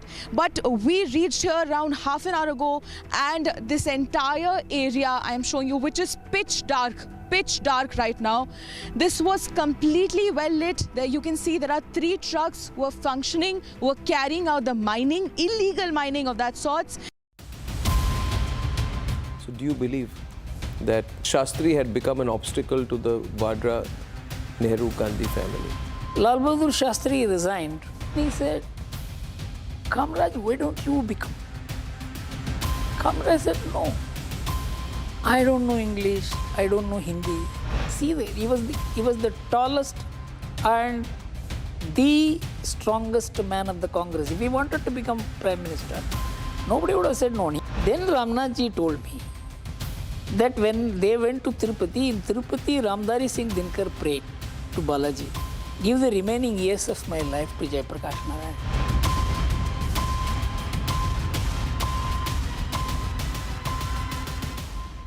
This week on Get Me Right, 3 events that together signal a tectonic geopolitical shift in the world. The United States released its national security strategy paper. The UK, its intelligence and security report from the parliament. And amidst all this, China crossed, for the first time in world history for any nation, $1 trillion of trade surplus. And then the gas chamber that our national capital becomes every winter. Is there any hope, or are we condemned to live this forever?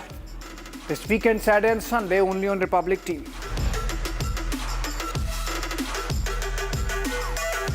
आधे bowl दही में 4 चम्मच MDH चटनी पुदीना मसाला डाला, stir करो, पुदीना चटनी तैयार। MDH चटनी पुदीना मसाला।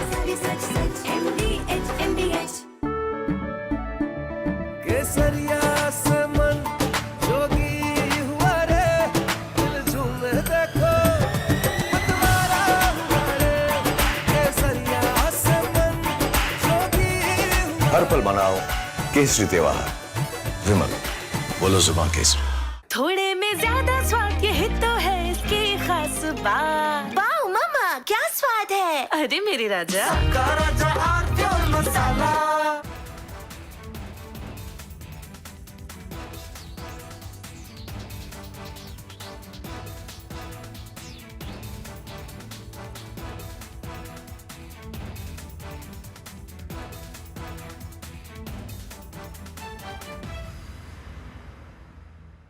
We are willing to put an end to this conflict via peaceful means based on the principles that I outlined in July last year when I spoke at the Foreign Ministry of Russia.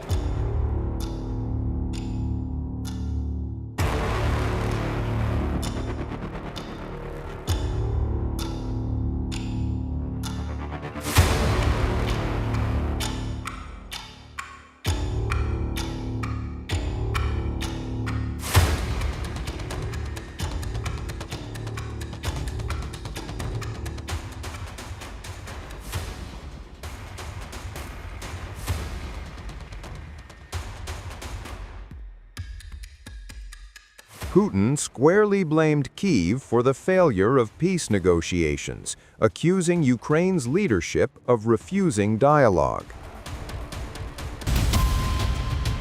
So do you believe that Shastri had become an obstacle to the Vadra Nehru Gandhi family? Lal Bahadur Shastri resigned. He said, Kamraj, why don't you become? Kamraj said, no. I don't know English, I don't know Hindi. See there, he was the tallest and the strongest man of the Congress. If he wanted to become Prime Minister, nobody would have said no. Then Ramnathji told me that when they went to Tirupati, in Tirupati, Ramdari Singh Dinkar prayed to Balaji, give the remaining years of my life to Jayaprakash Narayan.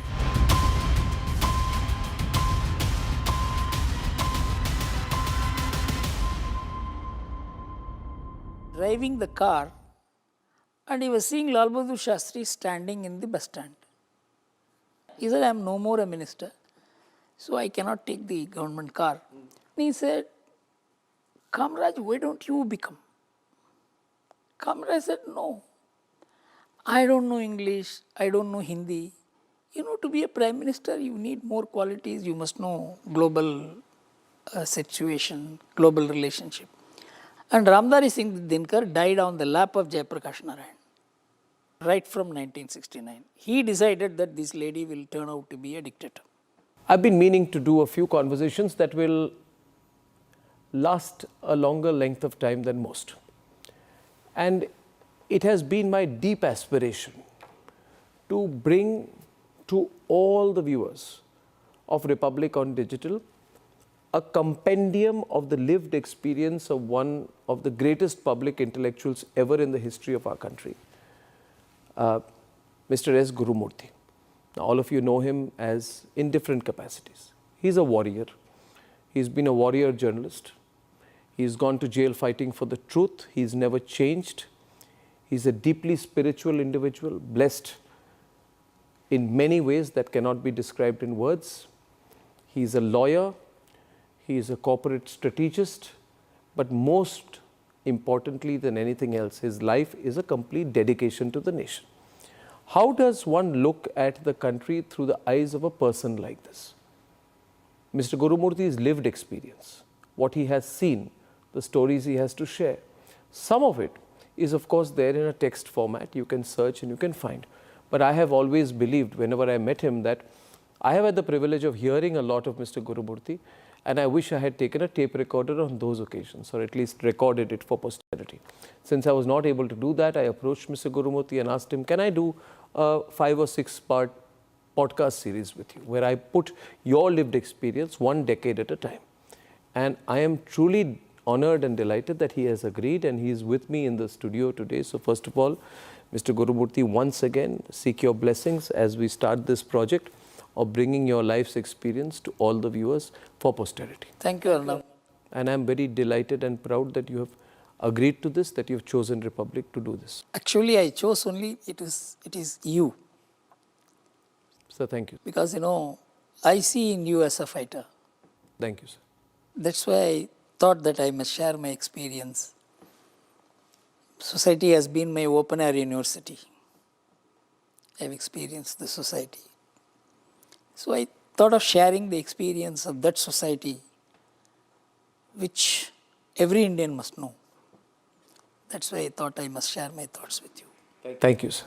This is so important because when people hear you speak, they also feel your emotions. They feel that the experiences which you have been through your eyes, your language, and your particularly unique style of narrating things. So I think people will listen, and I really hope they listen. And so I want to start by saying that today, viewers, we will cover Mr. Gurumurthy's life through the 60s and 70s. We'll put it together in one episode. We'll talk for about 1 hour. So may I start by asking you, Mr. Gurumurthy, a broad question. I don't think many people are there watching this who would have a lived experience of the 60s, unless you are at least in your late 60s now. So many people, or more maybe, or maybe early 70s or mid 70s, because you were yourself maybe just an early teenager in the 60s. So I was doing my college. You were doing your college. You were doing your college. So let's start with 1960, sir, and take it to 1980 in the course of this conversation. What is your earliest recollection of the country and events around the 60s? What is your earliest recollection? Because you're a person who's been a thinking individual, putting things in context since you were very, very young. What do you remember of the 60s? Jawaharlal Nehru was, I think, Prime Minister. The principle of linguistic and cultural identity as the determining principle for state formation was there in the 1960s. It is at that time that 50s, all the states, 14 states and 9 union territories was created. Then integrated territories were grouped into 27 states. Then there was a census in 61. And then the map of Bombay was redrawn to include Marathi speaking as well as Gujarati speaking regions. Then there were regional movements, linguistic movements, and it was also the root of the Hindi imposition row, because I think in the 1960s, the DMK led the protest against the enactment of the Official Languages Act. Annadurai spoke vehemently against the act. He wanted an indefinite continuation of English as the official language. So when I read about the 60s, the first thing which comes to my mind was here was a country that had just become independent. But was it tearing up into languages? Were languages dividing the country rather than bringing them together? In that context, your earliest memories and your recollections, please. You see, I came to Chennai in 1964. Till then, I was in a village. I got educated in a school 5 kilometers from a village in Municipal High School in Villupuram. So my knowledge of public affairs was limited to merely the political parties and the elections, which I saw in 1962 as a child. But when I came to the city, then I began understanding the larger aspects of public life. And my understanding was basically through the struggle between the regional party, the DMK, and the national party, the Congress. We were all very highly nationalist as a family, even in the village. So naturally, I was drawn to the Congress. I was in the awe of Pandit Nehru and then Lal Bahadur Shastri. This was the time I was beginning to learn about politics, how it shapes the society and how the society shapes politics. I saw that Congress was probably taking this country for granted, that this country is going to be in their hands forever. I think there was a great immaturity that made the Congress feel that there would be no challenge to it. So the 1967 election was the first major challenge to the Congress when the Congress almost lost majority. It barely got majority. I think they got about 287 seats or something like that, right under 300. And at that time only the many parties joined together to form post-alliance governments in Madhya Pradesh, in UP, That is how people like Charan Singh and others came up, and that is where the socialists and the BJP began working. Even the communists joined the Jansangh supported government in Bihar. And so that was a period of great churning in Indian politics, 1967. But that was also the greatest misfortune of Tamil Nadu, that the DMK captured power, and it captured by a strategic intervention they got from Rajagopalachari, who was a great nationalist and one of the tallest intellectuals of the country. Because of his antipathy to Kamaraj, he put together all the anti-nationals, the communist parties, the DMK, the Muslim League, and they won. And they won hands down. That was the biggest shock for people. Why do you call them anti-nationals? Because they wanted to separate from India. Till 1963, they were demanding Dravida Nadu, a separate Dravidian state. Only in 1963, they gave it up. Till then, in fact, the original DK party, led by E.V. Ramsam Naikar, they celebrated our Independence Day as the Black Day. So this is their origin. In fact, the Dravidian party did not even want to associate with Tamil. Because if you associate with Tamil, it is Sanatana Dharma. That is what was E.V. Ramsam Naikar's complaint against Tamil. That you touch Tamil literature, whether it is Tirukkural or Silappatikaram or it is the Tolkappiyam or Kambaramayanam, everything is only Sanatana Dharma. The Sangam Tamil literature is Sanatana Dharma. So he said, Tamil is a barbaric language. Tamil literature should be burnt. This was the origin of the DMK. Only because of the anti-Hindi movement, they all turned into great admirers of Tamil. And Congress handed over Tamil to the DMK. Whereas the entire Tamil ethos, literature, everything was built by the congressmen and nationalists. I saw it with my own eyes. That is what made me join the Congress. And for the next 10 years, I worked. I mean, I come from a very ordinary family. We couldn't afford to be in politics because I was the only person to get educated in my family. I'm the last of 4 brothers. My family was in great distress. It was financially in a very poor condition. But still, we all participated in politics. In 1971 election, we were all beaten black and blue. And the way the DMK ruled at that time was almost equal to how Lalu Prasad ruled Bihar. Then I decided to join RSS, that we have to protect ourselves. It is only because of the DMK's atrocities. Though I was in the Congress, I also joined the RSS. This happened in 1971.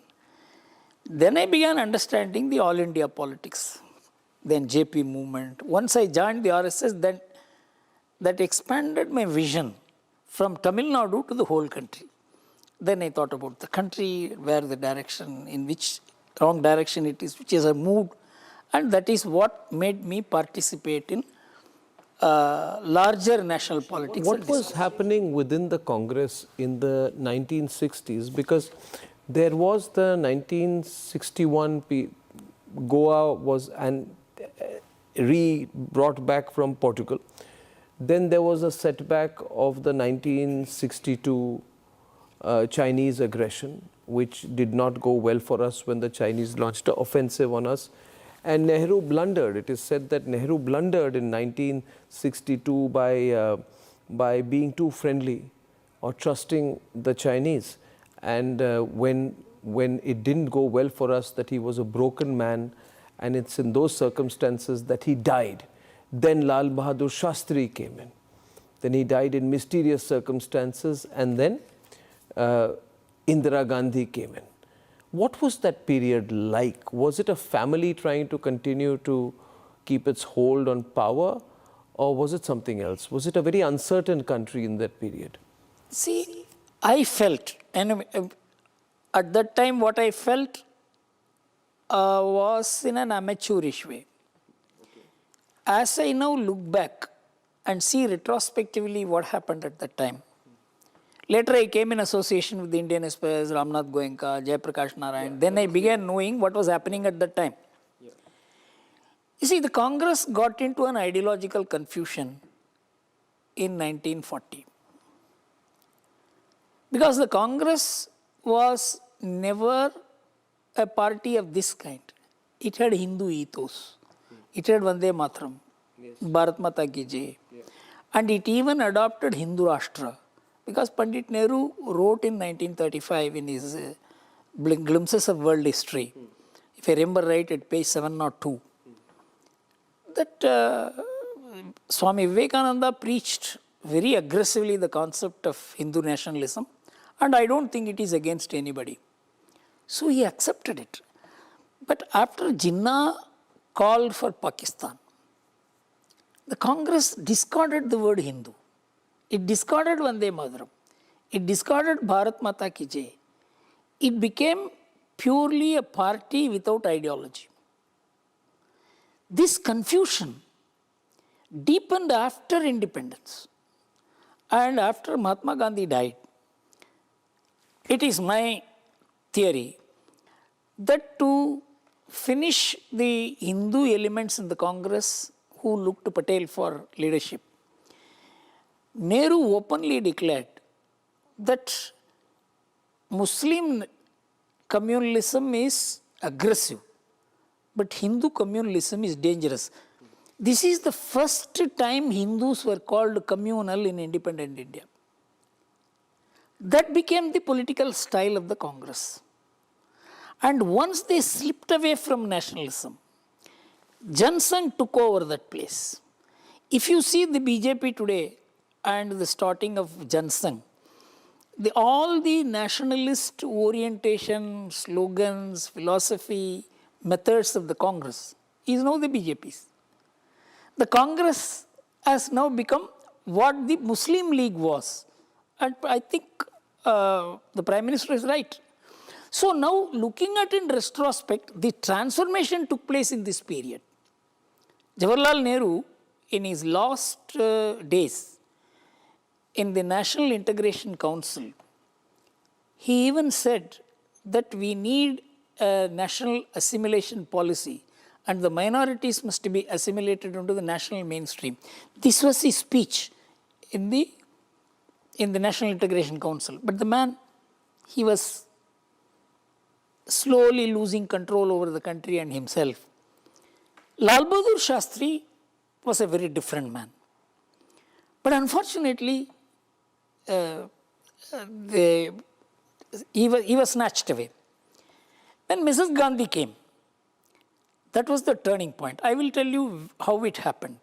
So, but about that, can I ask you a question on Shastri? Yes. Shastri died after the Second India-Pakistan War of 1965 over Kashmir. Pakistan launched Operation Gibraltar to incite insurgency in India. We attacked them back. There was a UN-mandated ceasefire, and then amidst war and drought, Shastri said, Jai Jawan, Jai Kisan. It symbolized defense and agriculture.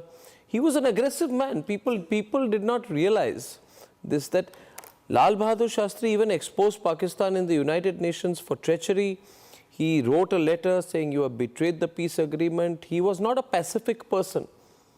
But somewhere, he suddenly died. The day he and the Pakistan president, I think Muhammad Ayub Khan, signed the Tashkent Declaration, he died. That night he died. He went to sleep, he woke up coughing, and he died at 1:30 in the morning. And many people believe that he was poisoned, that he was... See, it was mysterious, no doubt, and there was no inquiry about it. That's even more important. Do you think Shastri was... The death of Shastri is a abiding mystery? It's a mystery. What do you think about it?